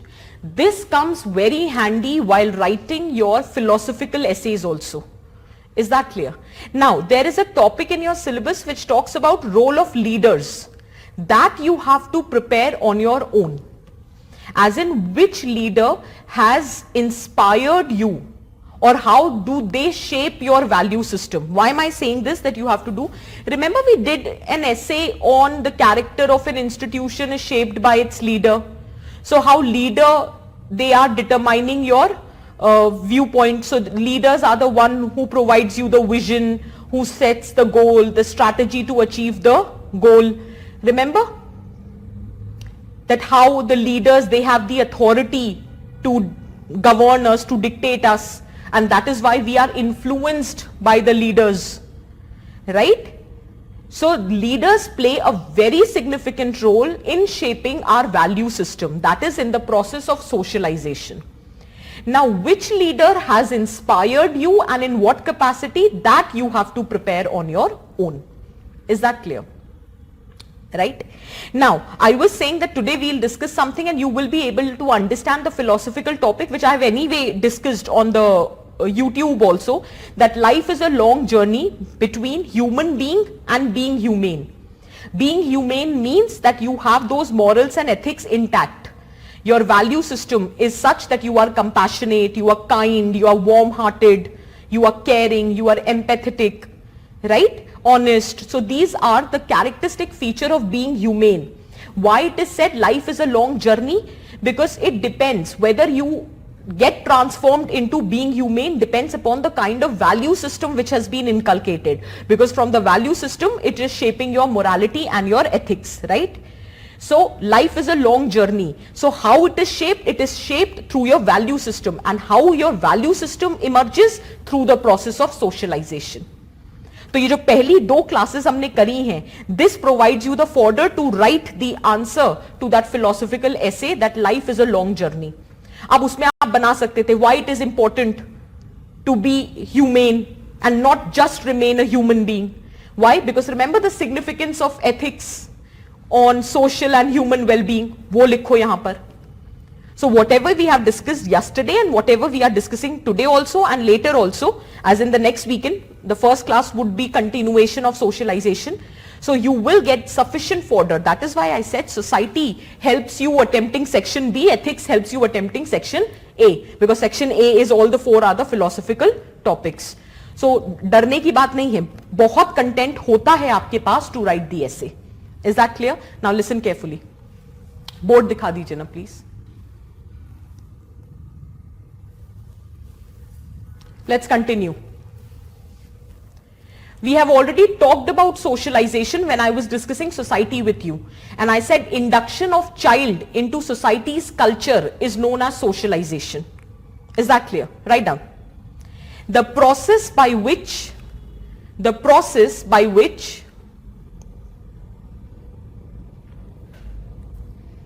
a child is inducted, the process by which the child is inducted in the society's culture, child is inducted in the society's culture is known as socialization, The process by which child is inducted in society's culture is known as socialization. Next, it is referred as a process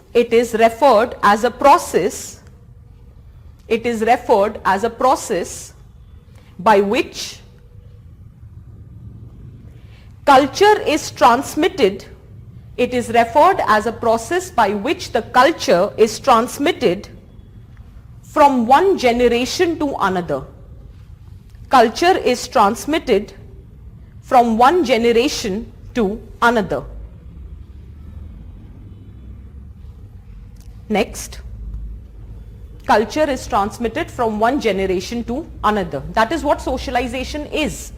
You are transmitting your culture from your generation to another. You are inducting the child into society's culture.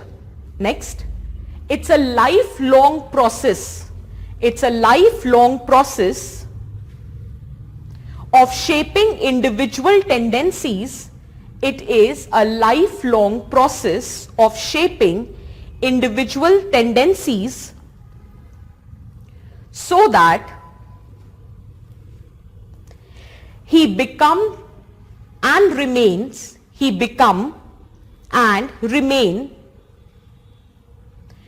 a useful and productive member of his society. Become and remain a useful and productive member of his society. So basically, transmitting the culture doesn't happen in a day or two. It is a lifelong process, and the intention is so that the individual becomes integrated in the society and becomes a useful and productive member of the society. Now the point is how socialization is brought about. What are those mechanisms through which socialization is brought about? The first is observation learning. You observe and you learn. Second is conditioning. Third is role play. And fourth is trial and error. These are the four mechanisms through which socialization is brought about. The first one is observation learning. We observe and we learn. Is that clear? And that is why it is said nowadays why the kids are so pro at using those gadgets. The kid gets born later, but first he knows how to use the smartphones. The reason is he is observing you. If he observes you that you are reading, so he will inculcate the habit of reading. But he observes you busy fiddling with your phone. So that is what he is learning. So that is observation learning. And for a child, who are their role models? Their parents, their teachers, their siblings. So you don't have to teach them every time. They watch you, they observe you, and they learn. This is how they are getting socialized. Is that clear? That is why if you have seen domestic abuse in your family, the boys have the tendency of repeating that. Why? Because that is something that they have been seeing over the period of time. Over the period of time, why the girls do not question the patriarchy? Because that is how they have been socialized. Generation over generation, you are watching the same kind of activities which is happening. So you don't think that there is something wrong which is happening, because this is how you've been socialized, right? So one of the means of socialization is observation learning. So write down the process of learning. The process of learning by watching others, the process of learning by watching others is called observation learning. The process of learning by watching others is called the observation learning. It occurs through social role models. It occurs through social role models like parents, teachers, friends, siblings, etc. It occurs through social role models like parents, teachers, friends, etc.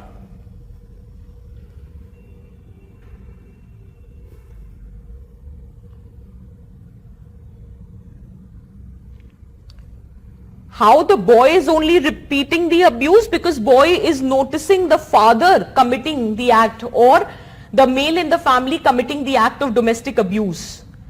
And the girl, she learns to bear this violence because her mother never raised the voice, the grandmother never raised the voice against such violence. So obviously the tendency of not raising your voice or tendency of imitating those activities becomes high when you have a history of such incidences. But that doesn't mean that they never question. They do question when they become enlightened, because family is just one agency of socialization. When you move out of the cocoon of those family members or those immediate role models, you have other role models as well. No, you have your teachers, you have your friends who also act as your role models. So if you observe them, if you learn them, then the tendency of imitating their behavior would also be there. So what I'm trying to say is that socialization is being brought about. One of the means is to observe and to learn. Where deliberate effort is not made, to make you act in a certain way. You do it by observing and learning. Is that very clear? Is that clear? ठीक है.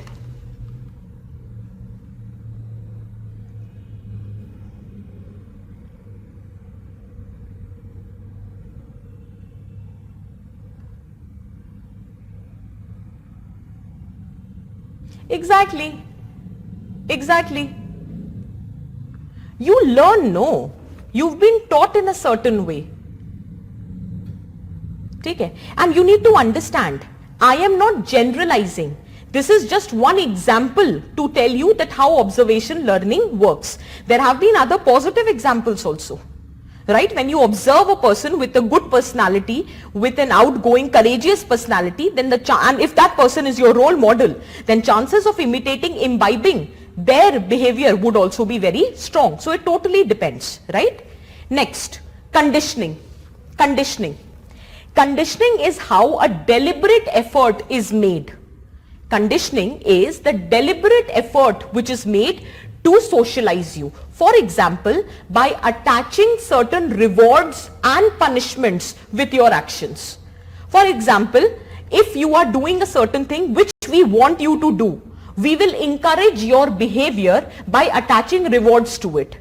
On the contrary, if you are acting in a way which we don't want you to act, so we will discourage your behavior by attaching punishments to it. Observation learning is like a voluntary effort which is happening. It is not a deliberate effort. You yourself are observing and you are learning. But with respect to conditioning, it's a deliberate effort which is made to socialize you in a certain manner by attaching rewards and punishment with your behavior to encourage and discourage respectively. Is that clear? Write down. Write down. Conditioning is a deliberate effort. Conditioning is a deliberate effort. Conditioning is a deliberate effort to socialize individuals,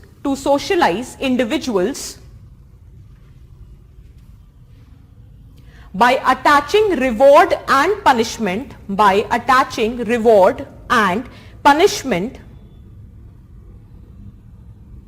बिल्कुल कह सकते हैं carrot stick approach, by attaching reward and punishment to encourage or discourage the behavior respectively.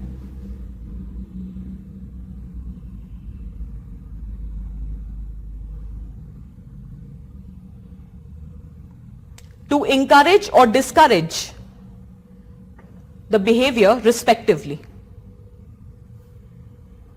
Clear है?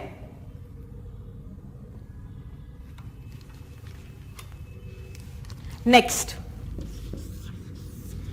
role playing. I think many of you might have experienced this, at least I did during my schooling days. The teacher, in order to ensure peace in the class, used to make the most notorious student the class monitor. So role playing, did you understand my example which I am saying? Role playing says that you place yourself imaginatively in a certain position and start acting according to that role. And once you do that, you understand their belief, you understand their thought process, and accordingly you modify your response. Okay, I'll give you another example. Have you ever, I don't know, आप लोग तो शायद आपके time पे तो gadgets आ गए होंगे, but I think 85 to 95, if you are born during that, but nahi, 90 to 95 if you are born, but I really am not able to calculate right now what would be your year of birth, but as of now I am assuming, so that is a certain age where the thing is that we used to play doctor game होता था, teacher student game, चोर police, पता नहीं आप लोगों ने खेला है कि नहीं, लेकिन खेलते थे बच्चे, ठीक है, एटलीस्ट मेरे टाइम पे तो बहुत. This is role playing. When you play the role, the character of a doctor, right? So you place yourself imaginatively in the position of a doctor, right? And then you try to understand their viewpoint, their behavior, and accordingly you modify yourself. Is that clear? So role playing also plays a very significant role in your socialization. आपने कभी वो देखा था Republic Day और Independence Day parade होती थी, fancy dress होता था, someone is becoming Mahatma Gandhi, someone is becoming Subhash Chandra Bose, the girl is becoming Rani Laxmibai. So what was the point of acting like Subhash Chandra Bose or Rani Lakshmibai? Just for the sake of it? No. That's the role playing. You become more empathetic towards the cause of freedom struggle. You learn about Rani Lakshmibai. You learn about how she showcased the courage, how she raised her voice against the wrongs which were happening, and that shapes your viewpoint. Is that clear? That shapes your behavior. So that is role playing. Is that very clear? So that is why a teacher, in order to ensure the peace in the class, whosoever was the most naughty kid, he was being made or she was being made the class monitor. Why? Because when you have been given that authority of being a class monitor, when you place yourself in the position of a class monitor and you've been asked to play that role, then you understand the plight, that when other create nuisance in the class, how irritating that can be. Is that very clear? ठीक है? Are you getting my point? So this is how role playing plays a very significant role in socialization. Teachers Day, हाँ बिल्कुल सही है. तो ये सब होता था, right? So you are playing a certain character, और आप बड़े inspire भी होते थे. I don't know whether you agree or not. In our time, every child wanted to become a doctor because you've been playing that character too often. You've been playing the character of a teacher too often. So that is how it works. So role playing is also a very important mechanism for socialization. Write down. ठीक है? Write down. Role playing में लिखो. It is the process of imagining. It is the process of imagining.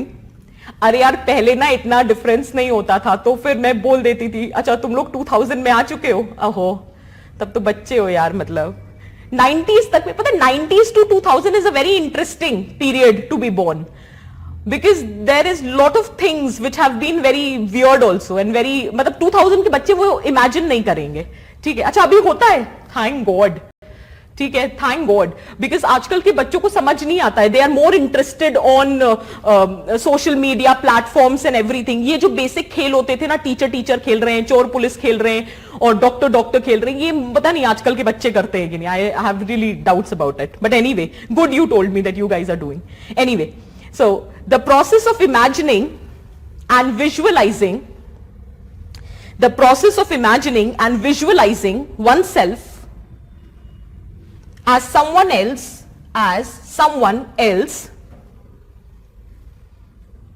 and acting like him as someone else and acting like him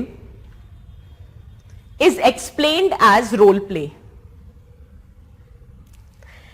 and is explained as role play.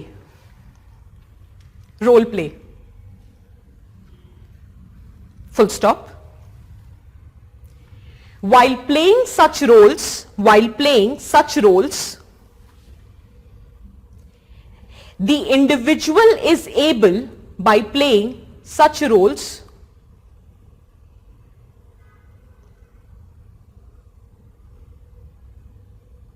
the individual is able to get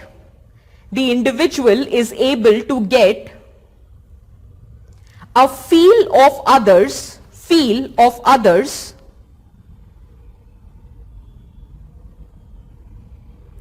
and suitably able to get a feel of others and suitably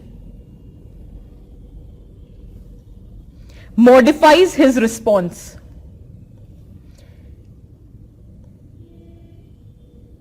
Suitably modifies his response.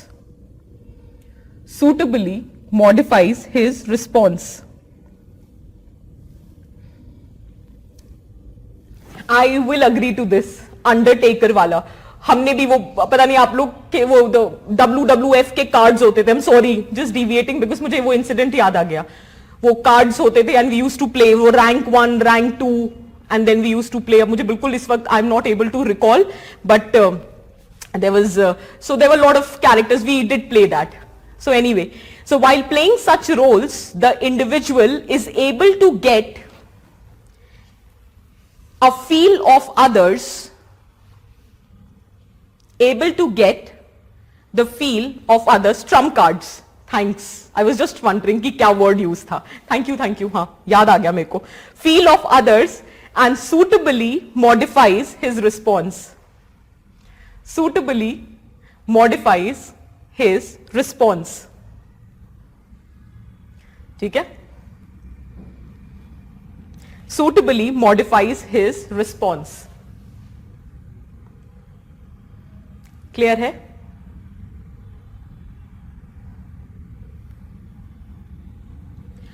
आशीष नहीं, ऐसे नहीं. Sometimes I also make that error. He or she, but usually he/she लिख दो, और अगर हर जगह repetitive लिख रहा है तो person करके कर दो. डिपेंड करता है टॉपिक क्या है, बट हाँ कभी कभी ऐसा हो जाता है. Totally agree, I am totally agreeing to what you've written. Sometimes it does happen, but let's not अगर कुछ ऐसा जेंडर बायस्ड हो रहा है, whichever way, whether from the boys side and whether from the girls side also, if it is becoming too gender biased, then always write slash.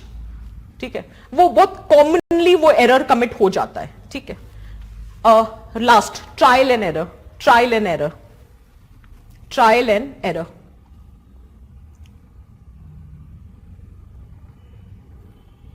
Trial and error by self-learning and experience. In fact, I think this is the best way of socialization.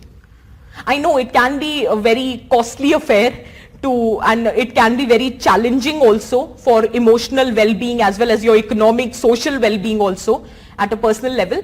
But I think one's value, if it is being shaped by your own learning and experience, it tends to stay with you for a longer time.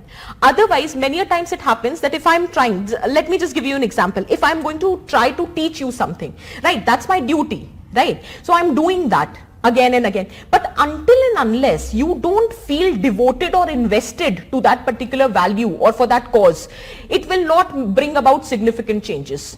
So that doesn't mean that teachers should stop teaching or the parents should stop giving you the value system. ऐसा नहीं है. They should keep doing what they are supposed to do. But at the same time, the strongest values that you develop is also on the basis of your self-experience, your own learning. कहते हैं ना अपनी गलतियों से सीख लेना. And you should never consider any incident as a failure in your life. It should always be treated as a learning experience. And one should be committed that in future you would not repeat the mistakes which you have committed earlier. So this is how you evolve in your life. So trial and error is also one of the mechanism for socialization, and it is based on self-learning and experience. It is based on self-learning and experience. Self-learning and experience. Self-learning and experiences, your own experiences, and through which it shapes your value system. Is that very clear? Exactly. Answer writing. Okay, see, next topic is family, and family में there is role of parenting, role of mother, role of father, everything has to be discussed. तो वो अब possible है नहीं, and again you guys will start कि 5 बजे से हमारी class है, right? So we will discontinue the lecture here, and I hope whatever we have discussed today is everything clear for everyone. ठीक है? ठीक है? Exactly, that's what. A very good statement made by Pankaj. Life is too short to learn from your own mistakes. Very well said. But that's what I'm saying as a point. That one of the idea behind trial and error is that there is a lot of investment involved in it. Whether it is emotional, whether it is cost, whether it is energy. But the point is, whenever you are learning, बहुत सारे तो ऐसे लोग होते हैं जो अपने experience से भी नहीं सीखते हैं, गलती करके भी नहीं सीखते हैं. Right? When we write the first attempt and we realize that we have not cleared it because we have not attempted the test or we have not done enough answer writing. So that doesn't mean that in the next attempt you will start attempting the mock test and you will start writing the answers. तो बहुत सारे तो ऐसे लोग भी होते हैं जो अपनी गलतियों से नहीं सीखते हैं, और बहुत ऐसे होते हैं who learns from the mistakes of others. Did you get my point? So I totally agree to that point, but as of now I'm just saying that one should trial and error is also an effective means of socialization because it is based on your self learning and experiences. Okay? So on this note we will conclude today's lecture. Today's lecture, I don't know how did you perceive it, but I believe it is a very important lecture in a capacity that for the first time you understand that these terms which we use in a very loose capacity, what exactly these words stands for, whether it is belief, value, morals, ethics, attitude, or norms or laws. So this was the essence of today's lecture. These terms which we used, the features which we used, the examples which we used, how the morals and ethics can be in conflict with each other, how ethics and laws can be in conflict with each other, what is the relation between ethics and norms, how from values or other aspects is shaped, what is the difference between value and attitude. So there can be different means of understanding. Is that very clear? So on this note, there was a question of UPSC, what is the difference between values and ethics? There was another question of UPSC, what is the difference between laws and ethics?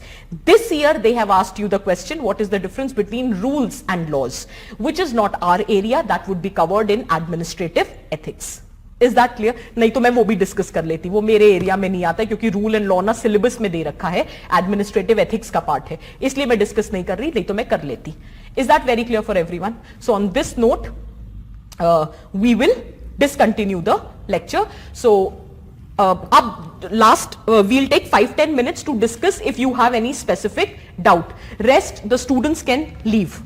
I am not going to teach anything now. So I am asking you to leave. आप 5 बजे class है, आप जाओ तैयारी करो, and those otherwise also because I have discontinued the lecture for the day, I am just saying that I will take if there is any specific doubts. ठीक है? So today's lecture is over. So thank you people. Go rest, eat something and get prepared for your next lecture. ठीक है? Maitri, yeah, I will be giving. मेरा October social issues, I think मुझे next to next week लेना है. So मैं तब कर दूंगी. I will give you and I will upload it on my Telegram channel also. By the way, all you guys out there, did you see those ethics का answers which I have prepared for this year? वो तो जैसे जैसे topic आएगा I will show you those answers, but since you all are already have joined that Telegram channel, in that I have uploaded ethics का this year's model answers, तो आप वो भी देख सकते हो from the area where I have taught. ठीक है?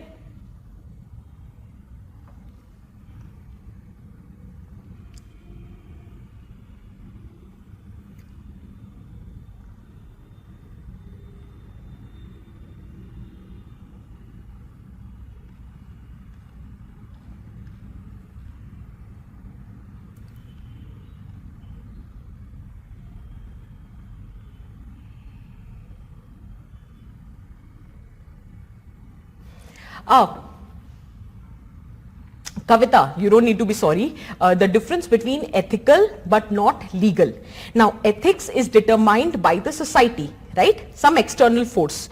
So, if I take example of Rajasthan society, so in Rajasthan, child marriage is totally acceptable, right? Getting your girls or in general the children married off at an early age is desirable. Okay? It is considered as right. So that is ethical. But if I go by the laws, it is not legal. So it is an example of something which is accepted by the large society. It is considered as ethical, but it is something which is not legal. Is that clear? Is it making sense? Okay.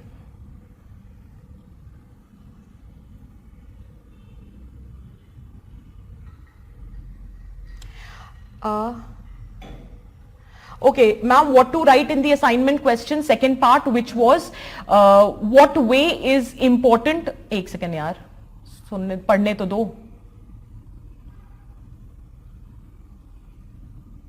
रुक जाओ ना. What was the second thing? I forgot. अच्छा, ठीक है.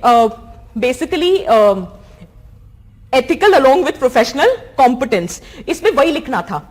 That professional competence is a necessary condition, because if you don't possess the aptitude to perform an activity, you would not be a asset for the organization or for the society, you would be a liability. But having said that, just having the professional competence does not guarantee that you will be effective at the working. Why? Because it is equally important to be ethical. And then you can give that quotation of Lewis, that no matter how education or knowledgeable you are, so education without values, as useful as it is, seems rather to make people a clever devil. So it will be all the more detrimental because you have the professional competence also, and at the same time you are not ethical also. So chances of you being harmful would be very high. Take example APJ Abdul Kalam versus AQ Khan. Both were responsible for the nuclear program in their respective countries.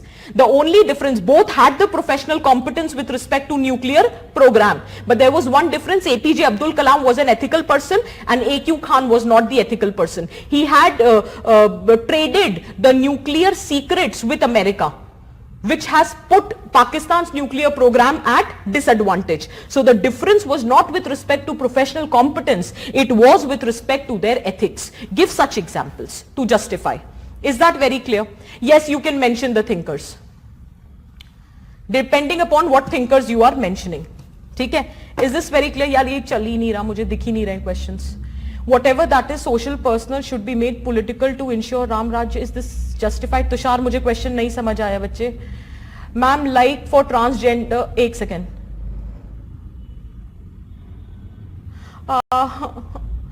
इतना रुक जाओ ना, 1 minute रुको, आप कुछ नहीं लिखना, मुझे देखने तो दो. नहीं Divya, notes not on the portal.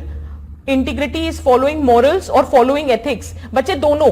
Ethics is at societal level. When it is practiced by an individual, it becomes morality. So whatever it is, following morals or ethics across time and space.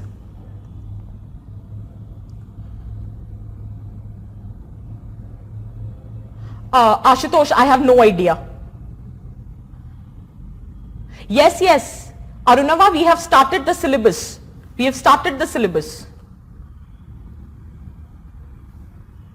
Socialization, तभी मैं कह रही हूं, go through the syllabus carefully. Yes, Madhu, we can do that. अब रुक जाना, our evolved version. Hence, how can we say ethical but not legal? बच्चे इसलिए हम कह सकते हैं Sanjeet, because I told you ना, norms is one of the source of ethics, right? ठीक है ना? And sometimes, अब देखो एक बात समझो, कभी कभी क्या होता है कि laws often it is believed that it comes after a later stage of evolution, but within a society like India which is too diverse, you have two different norms existing. मैंने कहा था ना, Indian society is not one society, it is collection of multiple societies. So within India also there are different norms, different thought process which are existing. Now let us suppose there was a section which influenced the norms and which influenced the law making in the society, which resulted into a passage of certain law, but that was not accepted by the other members of the society. For example, homosexuality. You have made it legal, it has been decriminalized, but even today there are many people who doesn't accept homosexuality and they consider it as unethical. Did you get my point? Okay, so that is the reason.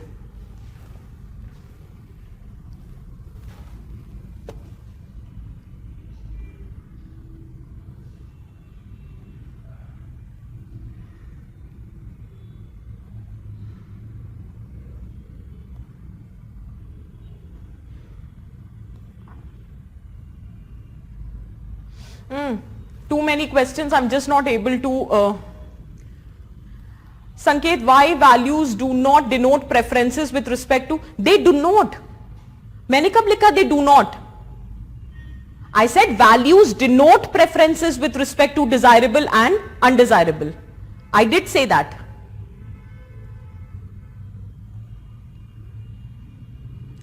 ARC के लिए Ashutosh, talk to the faculty who deals with administrative ethics. I will not be taking up case studies also, neither I will be taking up administrative topics. Okay.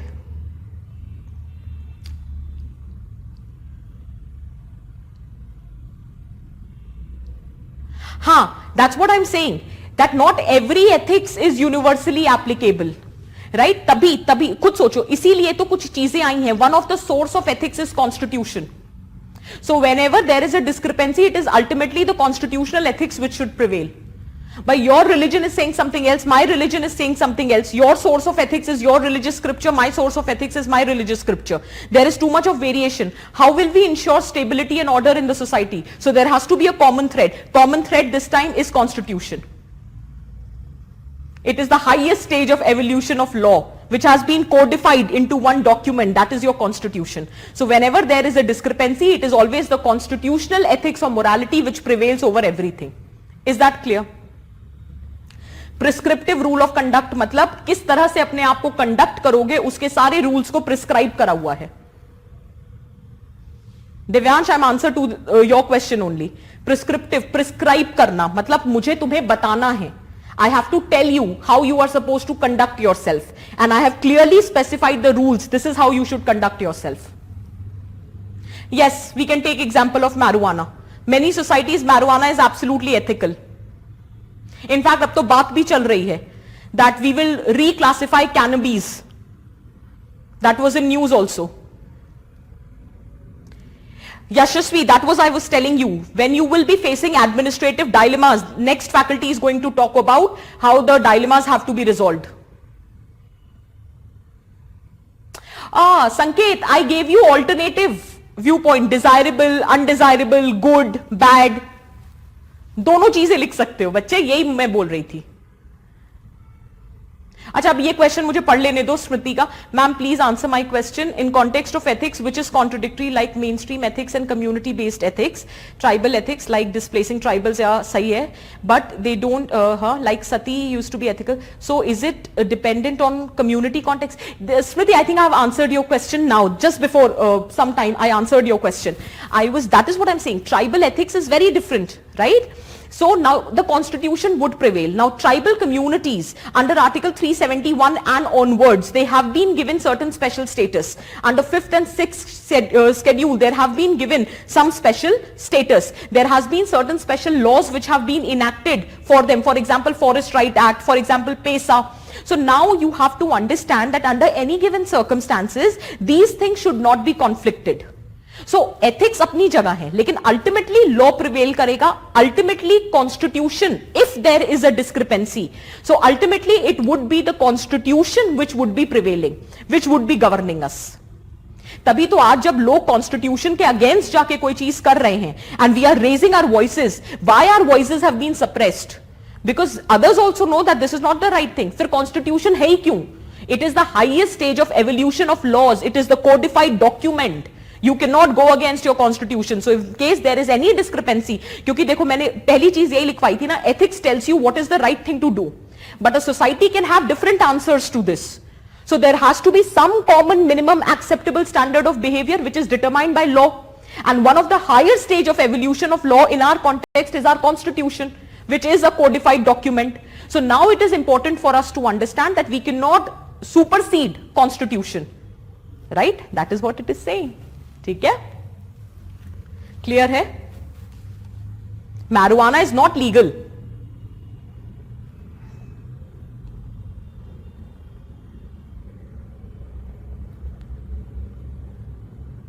अब आप लोग के doubts clear है? अब छोड़ दूं क्लास?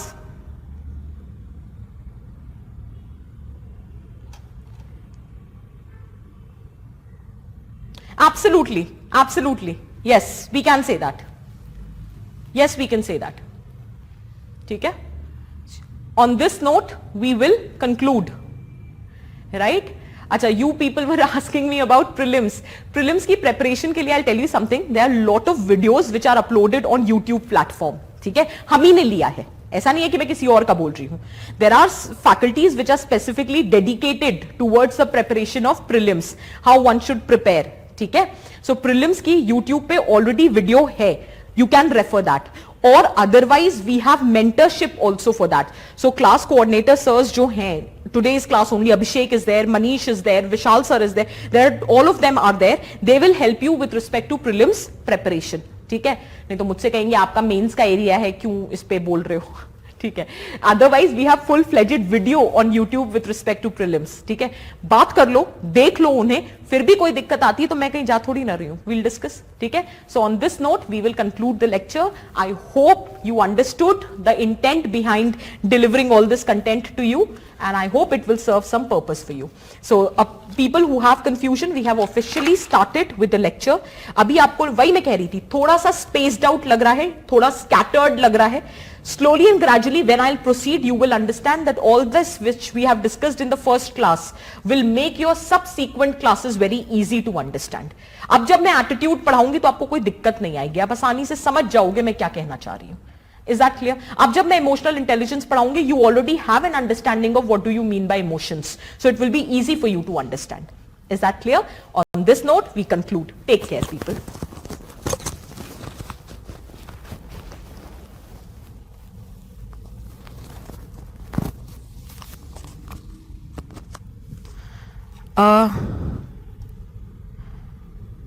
क्या हो गया, ये क्या क्वेश्चन है, चल ही नहीं रहा, क्या बताऊं अब, इट्स नॉट वर्किंग.